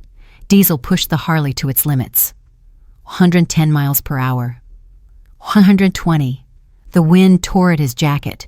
The engine screamed beneath him. But all he could think about was Maya. Her face when she'd said goodbye. the hope in her eyes, the trust she'd placed in him. He couldn't fail her, not like he'd failed his mother, not like he'd failed all the others he couldn't save. 5 miles up the road he saw it. Terry's Escalade pulled off on the shoulder. Diesel's heart nearly stopped. Why would Terry stop? Why here in the middle of nowhere? He slowed down, approaching carefully. The Escalade's engine was still running. The driver's door was open, but no one was inside. Then he heard it. A scream. Maya's scream. It came from the trees. Diesel was off the bike and running before the sound faded. He crashed through the undergrowth, following the sound of voices. Terry's voice harsh and angry, Maya's voice pleading, then silence. Diesel burst into a clearing and found them. Terry had Maya on the ground, his knee on her back, the gun pressed to the back of her head. "Stop!" Terry screamed when he saw Diesel. "One more step and I blow her brains out." Diesel froze. "Terry, listen to me." "No, you listen to me. You took everything from me. My wife, my reputation, my life, and now you're going to watch her die. That's not going to happen. Really? You think you can stop me? You're 20 feet away. I pull this trigger, she's dead before you take 2 steps. Diesel's mind raced. Terry was right. At this distance, there was nothing Diesel could do. If he moved, Maya died. If he didn't move, Maya might still die. He needed to buy time. "Terry, think about what you're doing. You kill her. You go to prison forever. Is that what you want?" "I don't care about prison. I don't care about anything. All I wanted was my wife. All I wanted was for things to go back to the way they were. But you had to play hero. You had to stick your nose where it didn't belong. I was trying to help her. She didn't need help. She needed me. She needed her husband. We were happy." "No," Maya said suddenly. Her voice was shaky but clear. "No, Terry. We were never happy. You were happy. I was surviving." "Shut up. You hit me on our wedding night. Did you know that you got drunk and you hit me because I didn't smile enough at your mother? That was the first time. And I should have left then. I should have walked out the door and never looked back." I said, "Shut up." But I didn't. Because I believed you when you said you were sorry. Because I believed you when you said it would never happen again. Because I was young and stupid, and I thought love meant enduring pain. Terry's hand was shaking. The gun wavered. "You don't know what you're talking about. I loved you. I still love you. That's not love, Terry. That's possession. There's a difference." Maya slowly turned her head to look at him despite the gun pressed against her skull. "I'm not your property. I never was. And whether you kill me right now or not, that truth doesn't change. You never owned me. You only broke me. And I'm done being broken." Terry's face crumpled. For a moment, just a moment, Diesel saw something human in his eyes. Pain, confusion, the desperate loneliness of a man who'd destroyed everything he claimed to love. Then the moment passed, and the madness returned. "If I can't have you," Terry whispered, "then no one will." His finger tightened on the trigger. Diesel moved. 20 feet had never felt so far. He closed the distance in seconds that felt like hours, launching himself at Terry just as the gun went off. The shot was deafening. Diesel crashed into Terry, and they went down in a tangle of limbs. The gun flew from Terry's hand, spinning away into the grass. They fought.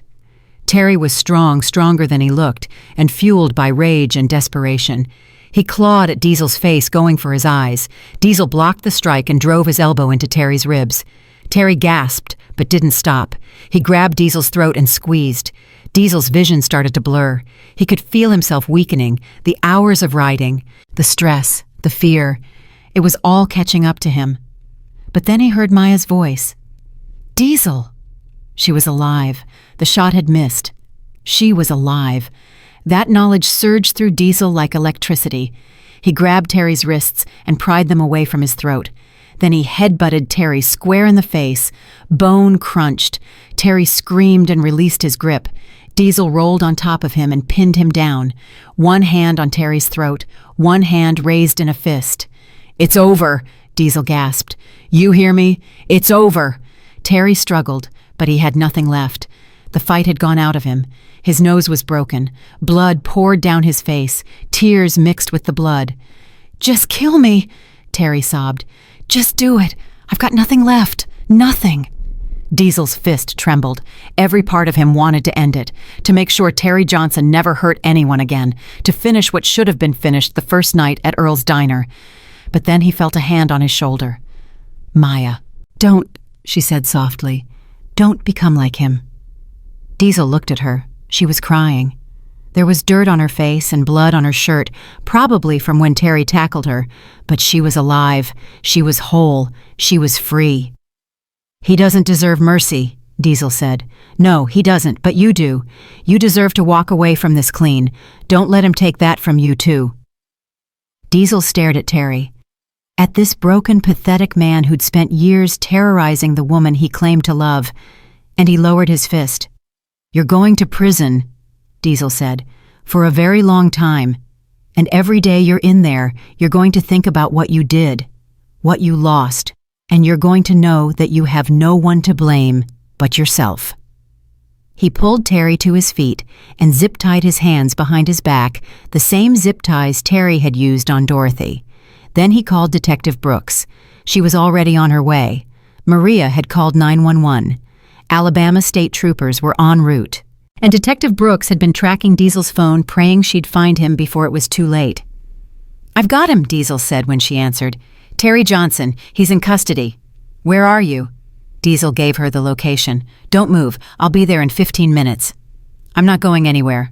He hung up and looked at Maya. She was sitting on a fallen log, her arms wrapped around herself. The adrenaline was fading, and the reality of what had almost happened was setting in. Diesel sat down next to her. "You okay?"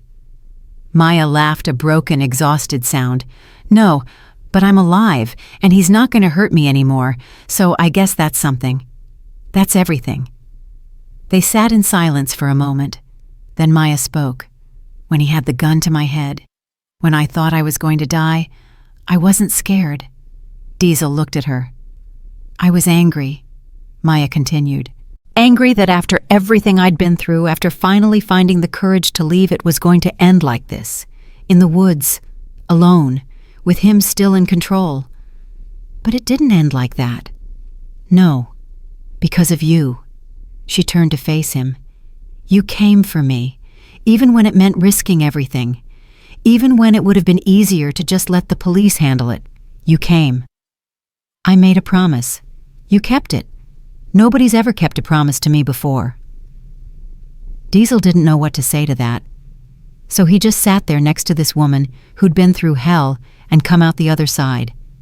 And he let her cry, let her shake, let her feel whatever she needed to feel. Because sometimes that was all you could do. Just be there. Just show up. Just stay. Detective Brooks arrived with a convoy of police cars. Terry was loaded into a patrol car, his rights read to him by an Alabama state trooper. The charges this time were federal kidnapping across state lines, assault with a deadly weapon, attempted murder. Even his father's money couldn't buy his way out of this. Detective Brooks stood with Diesel while the scene was processed. "You know you're still facing charges in Tennessee," she said. "I know. But given what happened here, the circumstances, I think we can make most of them go away. Self-defense, defense of others.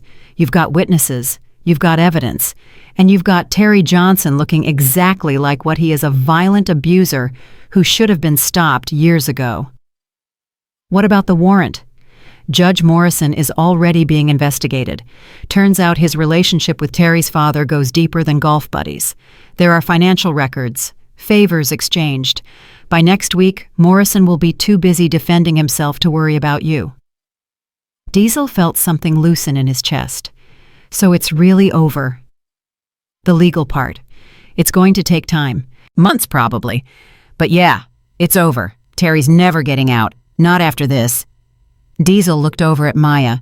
She was talking to a female officer giving her statement. Her voice was steady now, strong. "What happens to her?" he asked. "That's up to her. She can stay in Alabama, go back to Memphis, start over somewhere new. The choice is hers." "Good. That's good." Detective Brooks studied him for a moment. "You did a good thing, Diesel. A dangerous, stupid, reckless thing. But a good thing. Most people would have walked away, called the cops, let the system handle it. The system wasn't handling it. The system was letting him win. I know, and that's why I became a cop, to fix the parts of the system that are broken. But I can't do it alone. None of us can.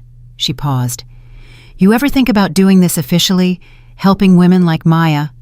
What do you mean? I mean, there are organizations, networks. People who do what you did, protect victims, help them escape, but with training, resources, legal backing. Diesel had never thought about it. He'd always operated alone, off the books, outside the system. But maybe that was the problem. Maybe doing it alone was why people kept slipping through the cracks. I'll think about it, he said. Do that. And Diesel, thank you for not giving up on her. Detective Brooks walked away to coordinate with the other officers. Diesel stayed where he was watching Maya. She looked up and caught his eye. And she smiled. Not a big smile, not a happy smile, but a real one. A smile that said, I'm still here. I made it. We made it. Diesel smiled back. Maya was taken to a hospital for evaluation. Diesel went with her, riding his bike alongside the ambulance. He wasn't going to leave her, not until he was sure she was safe. At the hospital, a doctor examined her and confirmed what they already knew: bruises, scrapes, minor cuts.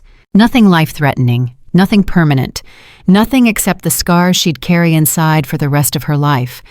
But those scars would heal too, in time, with help. Diesel sat in the waiting room while Maya rested. Dorothy arrived an hour later, bandages on her forehead, but otherwise intact. Maria's okay, she said, sitting down next to Diesel. Concussion, but she'll recover. She's already talking about reinforcing her security system. Good. Dorothy was quiet for a moment. You saved her life, James. Maya's life. You know that, right? I just did what anyone would have done. No, you did what most people are too afraid to do. You put yourself in harm's way for a stranger. You risked everything, your freedom, your life, for someone you barely knew. I knew enough. Dorothy smiled. Your grandmother would be proud of you. Diesel felt his throat tighten. He hadn't thought about his grandmother in years. Not really. He'd buried those memories deep, along with all the pain and guilt and loss that came with them. But Dorothy was right. His grandmother would be proud. And maybe, just maybe, that was enough. Maya was released from the hospital the next morning. She found Diesel in the parking lot, leaning against his bike, waiting for her. You didn't have to stay, she said. Yeah, I did. Maya walked over and stood in front of him. What happens now? She asked. Now you start living. Really living, not surviving, not just getting through each day, living. I don't even know what that looks like anymore. You'll figure it out. You've got time now, all the time in the world. Maya nodded slowly. What about you? What are you going to do? Diesel thought about Detective Brooks's words, about organizations that helped women, about doing this work officially with training and resources and backup. I'm not sure yet, he admitted, but I think it's time I stopped running too. Running from what? From myself, from my past, from the guilt I've been carrying since my grandmother died. Maya reached out and took his hand. You're not responsible for what happened to her. You know that, right? I know. But knowing something and believing it are two different things. Then start believing it. You saved my life, Diesel. You saved Dorothy. You stopped Terry from hurting anyone ever again. That has to count for something. It counts for a lot. I'm just not sure it's enough. Maya squeezed his hand. It's enough. Trust me. It's more than enough. They stood there for a long moment, two broken people who'd found each other in the darkness and somehow made it back to the light. Then Maya spoke. I'm going to stay in Alabama, for now. Maria said I can help her at the safe house, help other women who are going through what I went through. That's good. That's really good. Will you come visit when you can? I'll do more than visit. I'll check in every week, make sure you're okay, make sure you're not just surviving. Maya smiled. I'd like that. Diesel reached into his pocket and pulled out his grandmother's ring, a simple gold band that she'd worn every day of her life. He'd kept it all these years, never knowing what to do with it. "Take this," he said, pressing it into Maya's hand. "It was my grandmother's. She would have wanted you to have it." Maya's eyes filled with tears. "Diesel, I can't." "You can, and you will. It's a reminder that you're stronger than you think, that you survived, that you have people who care about you." Maya closed her fingers around the ring. "Thank you," she whispered, "for everything." Diesel pulled her into a hug. "Take care of yourself, Maya Johnson." "You too, James Crawford." He got on his bike, started the engine, and drove away. In his mirrors, he watched Maya standing in the parking lot, getting smaller and smaller until she finally disappeared. But she wasn't really gone. She was just beginning.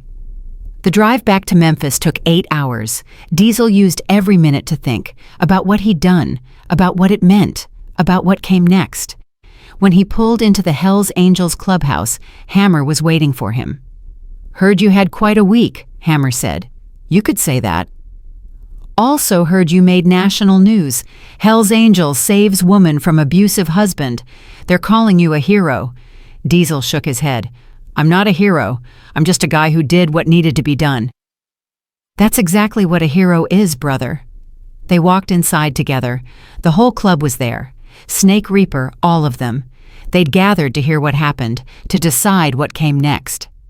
Hammer stood at the head of the table. 3 weeks ago, Diesel got involved in a domestic situation. Against club rules. He brought heat on us. Against club rules. He left state without permission. Against club rules. The room was silent.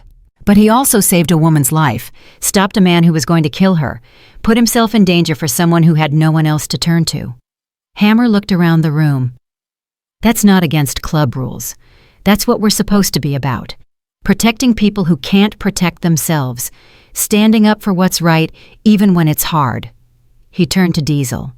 "We took a vote this morning about whether you keep your patch." Diesel's heart pounded. "The vote was unanimous. You stay, but there's a condition." "Name it." "We want to make this official. This thing you did with Maya.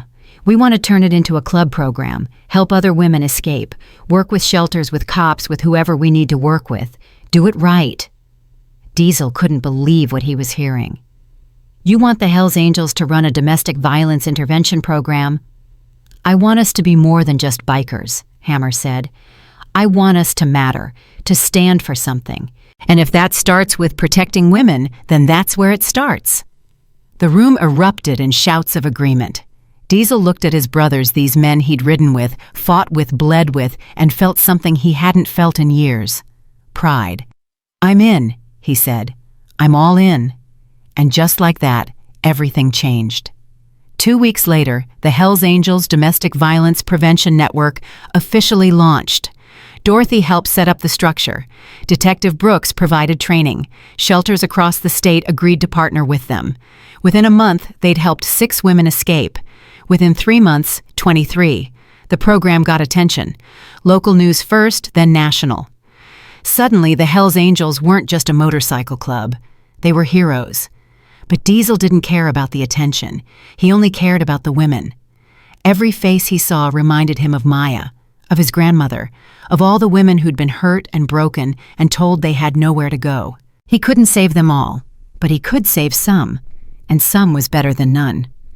On the 6-month anniversary of the night he met Maya, Diesel rode to Earl's Soul Kitchen. It was raining just like that first night. He parked in the same spot, walked to the same corner booth, ordered the same terrible coffee. Earl came over with a refill. "Heard from Maya yesterday," Earl said. "Yeah, how's she doing?" "Good, really good. She's running the Alabama Safe House now. Maria, retired, handed the whole thing over to Maya." Diesel smiled. "That's great. That's really great." "She asked about you." "What did you tell her?" "Told her you're still out there, still helping people, still being a stubborn fool who won't take a break." Diesel laughed. "Sounds about right." Earl set down the coffee pot and looked at Diesel seriously. "You did good, son. What you did for Maya, what you're doing now, it matters. Don't ever forget that." "I won't." Earl walked away. Diesel sat alone in the booth, drinking his coffee, watching the rain. His phone buzzed. Text from Dorothy. "New case, woman in Georgia, husband's a cop, she's terrified. Can you help?" Diesel smiled. He typed back, "On my way." Then he finished his coffee, left money on the table, and walked out into the rain. His Harley waited, engine rumbling, ready to ride. Maya had been right all those months ago. Some angels wore black leather and rode motorcycles. Some angels were broken people who turned their pain into purpose, but they were angels nonetheless. And Diesel finally believed it. The Georgia case was complicated. The woman's name was Denise Patterson, 34 years old, 2 kids.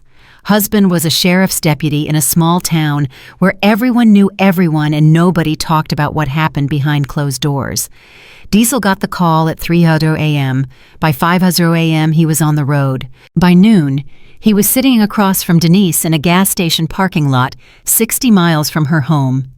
She was shaking. Wouldn't make eye contact. Kept checking her phone like she expected her husband to materialize out of thin air. "He tracks my location," she said. "Through my phone, through the car, through everything. If he finds out I'm here, he won't find out." "You don't understand. He's a cop. He has access to everything. Cameras, databases, other officers. I can't hide from him." Diesel had heard this before. The helplessness, the certainty that escape was impossible. He'd also proven it wrong, over and over again. "Denise, look at me." She raised her eyes. They were red from crying, dark circles underneath, the look of someone who hadn't slept properly in years. "I helped a woman escape a man just like your husband. He had connections too. Police, fire department, judges. He tracked her across 3 states. And you know what happened? What? She got away. She's running a safe house now in Alabama, helping other women, living her life, free. How? Because she asked for help, and people showed up, just like we're showing up for you right now." Denise's lip trembled. "I'm scared." "I know. That's okay. Being scared doesn't mean you're weak. It means you're smart enough to understand the danger, but you're also here, which means you're brave enough to do something about it." Denise wiped her eyes. "What do I do?" Diesel laid out the plan. New phones for her and the kids, a route that avoided major highways where cameras might pick up her plates, a safe house in Tennessee where she could stay while the legal process played out, lawyers who specialized in cases exactly like hers. It took 3 days to execute, 3 days of careful planning, of moving at night, of watching every mirror for signs of pursuit. But they made it. Denise and her children arrived at the safe house on a Tuesday afternoon. She cried when she walked through the door, not from fear this time, from relief. "Thank you," she said to Diesel. "I don't know how to thank you." "Don't thank me. Just live. That's all the thanks I need." It was becoming his standard answer, because that was the truth. Seeing these women survive, seeing them reclaim their lives, that was payment enough, more than enough. The program grew faster than anyone expected. Within the first year, the Hells Angels Domestic Violence Prevention Network had chapters in 12 states. They'd helped over 200 women escape abusive situations. Some went to shelters, some relocated to other states. All of them found safety. Diesel coordinated every case personally. He drove thousands of miles, made hundreds of calls, spent his own money when resources ran short. The other club members stepped up too. Snake became the legal liaison, working with lawyers and courts. Reaper handled security, making sure abusers couldn't track down the women who'd escaped. Even Hammer got involved, using his connections to find jobs and housing for survivors. But it wasn't just the club. Dorothy expanded her network. Detective Brooks created a task force dedicated to domestic violence cases. Earl's Soul Kitchen became an unofficial safe haven, a place where women could ask for help without fear of judgment. And Maya. Maya became the heart of it all. She ran the Alabama safe house with the same steel that had carried her through 6 years of terror. She trained volunteers. She testified at congressional hearings. She spoke at conferences and in churches and on television, telling her story so that other women would know they weren't alone. Diesel kept his promise. He visited her every month, sometimes more. They never became anything more than friends. But their friendship was forged in fire, literally, and it was stronger than most marriages ever got. "You ever think about stopping?" Maya asked him one night. They were sitting on the porch of her safe house watching the sunset. "Stopping what?" "This, the program, the constant travel, the danger." Diesel considered the question. "Sometimes, when it gets hard, when we lose someone." They'd lost 3 women in the past year, all killed by their abusers before help could arrive. Diesel carried their names in his wallet, permanent reminders that perfect was impossible. "But then I think about you," he continued, "about that night at Earl's, about what would have happened if I hadn't been there. I'd be dead. Yeah, you would. And that thought, that reality, it keeps me going. Because for every woman we lose, there are dozens more we save, and those lives matter." Maya nodded slowly. "I think about that night too, all the time. I think about how close I came to giving up, to going back to Terry, to accepting that abuse was just my lot in life. But you didn't. Because you showed me another way.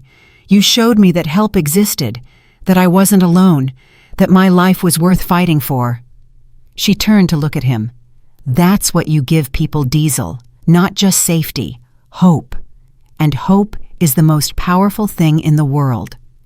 2 years after the night at Earl's Diner, the Hells Angels network was featured on national television. A documentary crew had been following Diesel for 6 months, filming everything: the rescues, the training sessions, the late-night phone calls from women too afraid to speak above a whisper. They interviewed everyone: Dorothy, Detective Brooks, Earl, Hammer and the other club members, survivors who'd been helped by the program, and Maya. Maya's interview took 3 hours. She told her whole story from the first time Terry hit her to the night in the Alabama woods when she thought she was going to die. "I was ready to give up," she said on camera. "I'd accepted that my life was over, that Terry had won. And then this man, this stranger, did something I never expected. He said yes." The documentary premiered at a domestic violence awareness event in Memphis. 500 people attended: survivors, advocates, law enforcement, politicians, regular citizens who'd been touched by the issue in some way. Diesel didn't want to go. He hated attention, hated being in the spotlight. But Dorothy insisted. "You started this," she said. "You should see what it's become." The film opened with footage of Earl's Diner on a rainy night. Then Maya's voiceover. "The coffee pot shattered against the floor at the exact moment I realized I was going to die. But in the corner booth sat a man in black leather whose eyes had been watching everything. And when our eyes met, I made a choice that would change both our lives forever." For 2 hours, the audience watched. They saw the confrontation in the parking lot. They saw Terry's escalation. They saw the chase to Alabama and the final showdown in the woods. But more than anything, they saw the aftermath. Maya building her new life, the program helping other women, the ripple effect of one act of kindness on one rainy night. When the lights came up, the audience was silent. Then someone started clapping. Then someone else. Within seconds, the entire theater was on its feet, applauding, crying, cheering. Diesel sat frozen in his seat, overwhelmed. Dorothy put her hand on his shoulder. "You did this," she whispered. "All of this, because you said yes." After the screening, people lined up to talk to Diesel. Women who'd escaped abuse wanted to thank him. Men who'd been abusers wanted to apologize, to make amends, to ask how they could help. Parents whose daughters had been killed by domestic violence wanted to tell their stories. Diesel listened to all of them, shook every hand, gave every hug that was asked for. And by the end of the night, he understood something fundamental. His grandmother's death hadn't been meaningless. It had led him here to this moment, to this mission. She died so that Maya could live, so that all these other women could live. Her sacrifice had created a chain of salvation that would continue long after Diesel was gone. 3 weeks after the documentary premiered, Diesel got a letter from the governor's office. He'd been nominated for the state's Citizen Hero Award for his work with domestic violence victims. Diesel threw the letter away. He didn't do this for awards or recognition. He did it because it was right, because someone had to, because he could. But Hammer fished the letter out of the trash. "You're going to that ceremony," Hammer said. "And you're going to accept that award. Not for you. For every woman who's been too scared to ask for help. You show them that help exists, that they're not alone." Diesel went. He wore a suit that Dorothy made him buy, stood on stage while the governor talked about his heroism and sacrifice, accepted an award he didn't feel he deserved. In the audience sat 47 women he'd helped save over the past 2 years. Maya wasn't among them. She was in Alabama running her safe houses, living her life. But her presence was felt. When Diesel gave his acceptance speech, he kept it short. "I'm not a hero. I'm just someone who said yes when someone asked for help. The real heroes are the women who found the courage to ask, who decided that survival mattered more than fear, who chose life over death. Everything else is just details." He looked out at the audience, at all those faces marked by pain and resilience. If you're in danger, ask for help. If someone asks you for help, say yes. It's that simple and that complicated. We save each other or we don't survive. There's no third option. Diesel stepped down from the stage to thunderous applause, but he barely heard it, because standing in the back of the auditorium near the exit was Maya. She'd come, despite the risk of being seen, despite the careful anonymity she'd built. She'd come.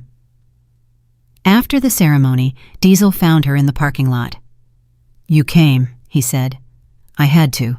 Needed to see you accept what you've earned. Needed to tell you something in person." "Tell me what—" Maya took a breath. "I'm getting married." Diesel felt his heart stop, then restart. "Married. His name is David. He's a teacher. We met 6 months ago at a volunteer training session. He's kind, Diesel. Really kind. He's never raised his voice at me. Never made me feel afraid. Never made me feel like I was less than human." Diesel didn't know what to say. Are you happy?" Maya smiled. "I am. For the first time in my life, I'm actually happy. Not just surviving, not just getting through each day. Happy." She stepped forward and took his hands. "And I have you to thank for it, all of it. If you hadn't been at that diner, if you hadn't given me that card, if you hadn't believed me when I said I was in danger, none of this would exist. I wouldn't exist. You would have found a way." "No, I wouldn't have. I was ready to die that night, Diesel. You gave me permission to live."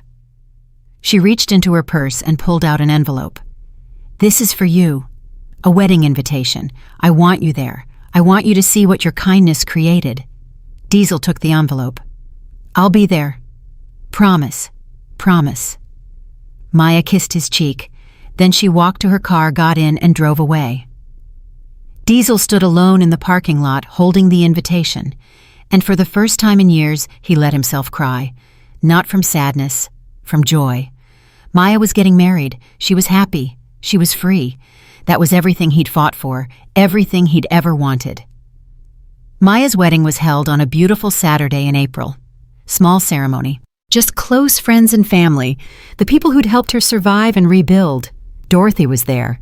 Detective Brooks, Earl, Maria from the Alabama safe house, a dozen survivors Maya had helped over the years, and Diesel. He sat in the back watching Maya walk down the aisle in a white dress that made her look like an angel.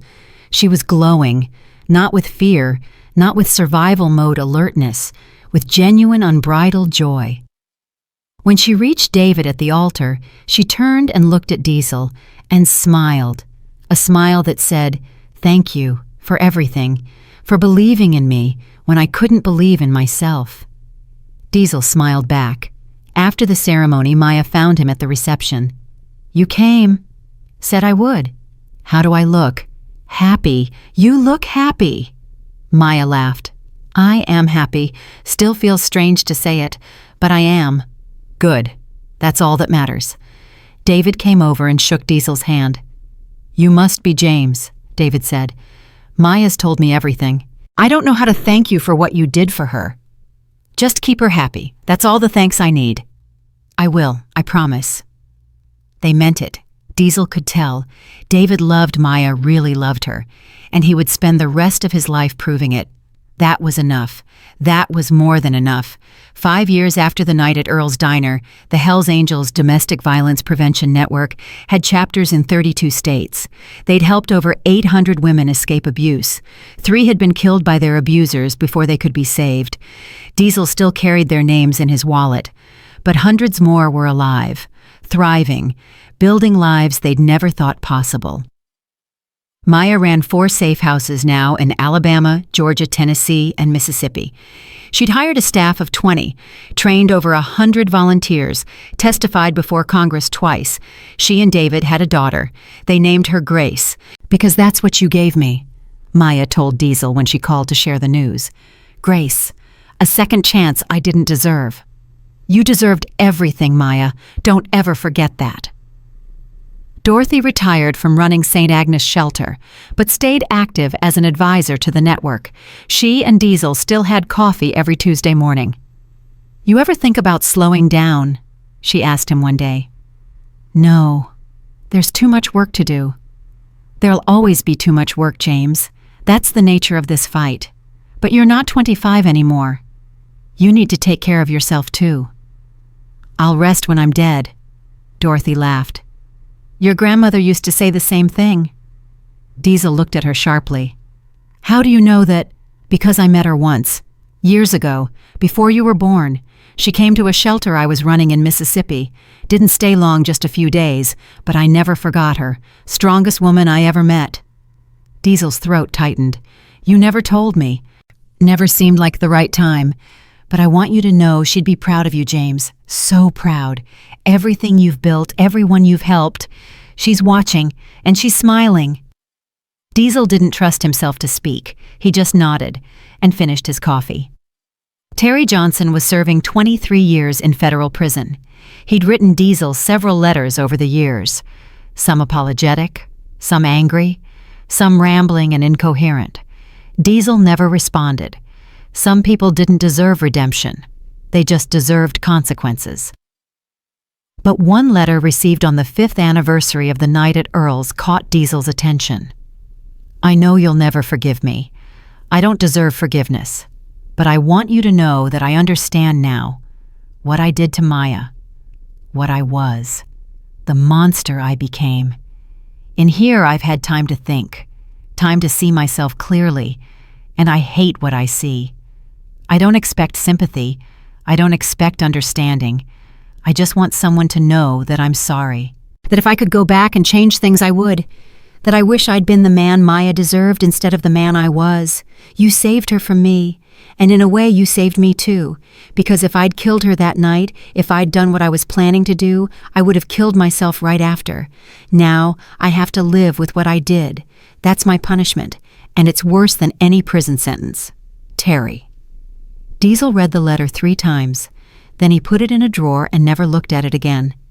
Terry's guilt was his own burden to carry. Diesel had his own. On the 6th anniversary of the night he met Maya, Diesel rode his Harley to Earl's Soul Kitchen. It was raining, just like that first night. He parked in the same spot, walked to the same corner booth, ordered the same terrible coffee. Earl came over with the pot. 6 years, Earl said. "Hard to believe. Feels like yesterday.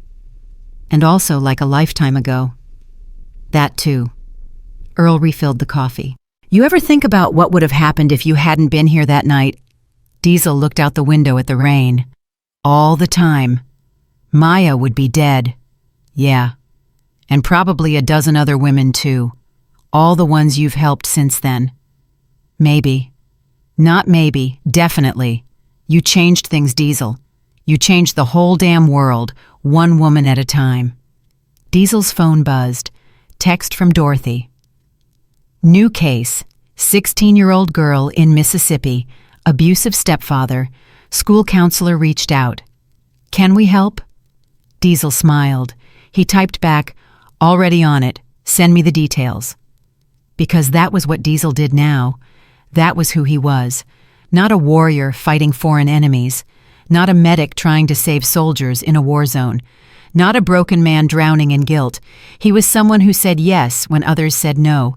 Someone who stood in the gap between victims and their abusers. Someone who turned pain into purpose. He was Diesel Crawford. Hell's Angel. Army Ranger. Medic. And the man who proved that sometimes the bravest thing you can do is simply care. Diesel finished his coffee and left cash on the table. As he walked to the door, Earl called out, "Same time next year." Diesel turned and smiled. "Same time next year." He walked out into the rain, his Harley-weighted engine rumbling, ready to ride. Somewhere out there, a 16-year-old girl needed help, needed someone to believe her, needed someone to show up and say yes. Diesel would be that someone, today, tomorrow, every day he had left. Because once you save someone's life, you understand something fundamental. Every person matters. Every life has value. And sometimes the difference between death and survival is simply someone caring enough to try. Diesel started his engine. The roar cut through the rain and darkness. Behind him, Earl's Soul Kitchen glowed warm in the night, a beacon for anyone seeking shelter from the storm. Maya had been right all those years ago. Some angels wear black leather and ride Harleys. Some angels have scars and troubled pasts. Some angels are broken people who turn their pain into purpose. But they're angels nonetheless. Real, imperfect, human. They prove every single day that courage isn't the absence of fear. It's choosing to act despite it. Diesel pulled out of the parking lot and headed toward Mississippi, toward a scared teenager who needed to know she wasn't alone. The rain kept falling. The road stretched ahead dark and uncertain. But Diesel wasn't afraid. He knew where he was going. He knew who he was. And he knew finally, after all these years, that his life meant something. Not because of the awards or the recognition or the documentary. Because of the lives he'd touched, the women he'd saved, the hope he'd given to people who had none left. That was his legacy. That was his purpose. And that was enough. It was more than enough. It was everything. Maya Johnson had asked for help on a rainy Thursday night in Memphis. A stranger in a corner booth had said yes. And because of that single word, that simple act of courage, hundreds of women were alive today. Living. Thriving. Free. That's the power of showing up. That's the power of believing someone when they say they're in danger. That's the power of one person deciding that another person's life is worth fighting for. We save each other. Or we don't survive. There's no third option. And Diesel Crawford, the Hell's Angel who became a guardian angel, had proven that truth more times than he could count. He would keep proving it. Every day, every rescue, every yes, until the day he couldn't ride anymore. And even then, the network he'd built would continue. The women he'd trained would carry on his mission. The legacy he'd created would outlast him by generations. That was the real victory. Not defeating Terry Johnson. Not surviving the fights and the bullets and the danger, but building something that would help people long after he was gone. Something that proved once and for all that hope is stronger than fear, that love is stronger than hate, and that one person, just one ordinary person who refuses to look away, can change the world. Diesel disappeared into the rain-soaked night, heading toward another rescue, another life, to save another, yes, to give. And somewhere in Alabama, Maya Crawford, she'd taken Diesel's grandmother's name when she married David, put her daughter to bed, and whispered the same prayer she whispered every night. "Thank you for sending him to me. Thank you for giving me a second chance. And please, please help him save the next one, and the one after that, and the one after that, until there's no one left to save." Grace looked up at her mother with curious eyes. "Who are you talking to, Mama?" Maya smiled. "An angel baby, a real one. Now go to sleep." She kissed her daughter's forehead and turned off the light. Outside, the rain had stopped. The stars were coming out. And somewhere on a highway in Mississippi, a Harley's engine roared through the darkness, carrying its rider toward another soul who needed saving. The story never really ends. It just keeps going, one rescue at a time, one yes at a time, one life at a time. until the whole world understands what Maya learned on a rainy night in Memphis. You are not alone. Help exists. You are worth saving. And angels are everywhere if you know where to look.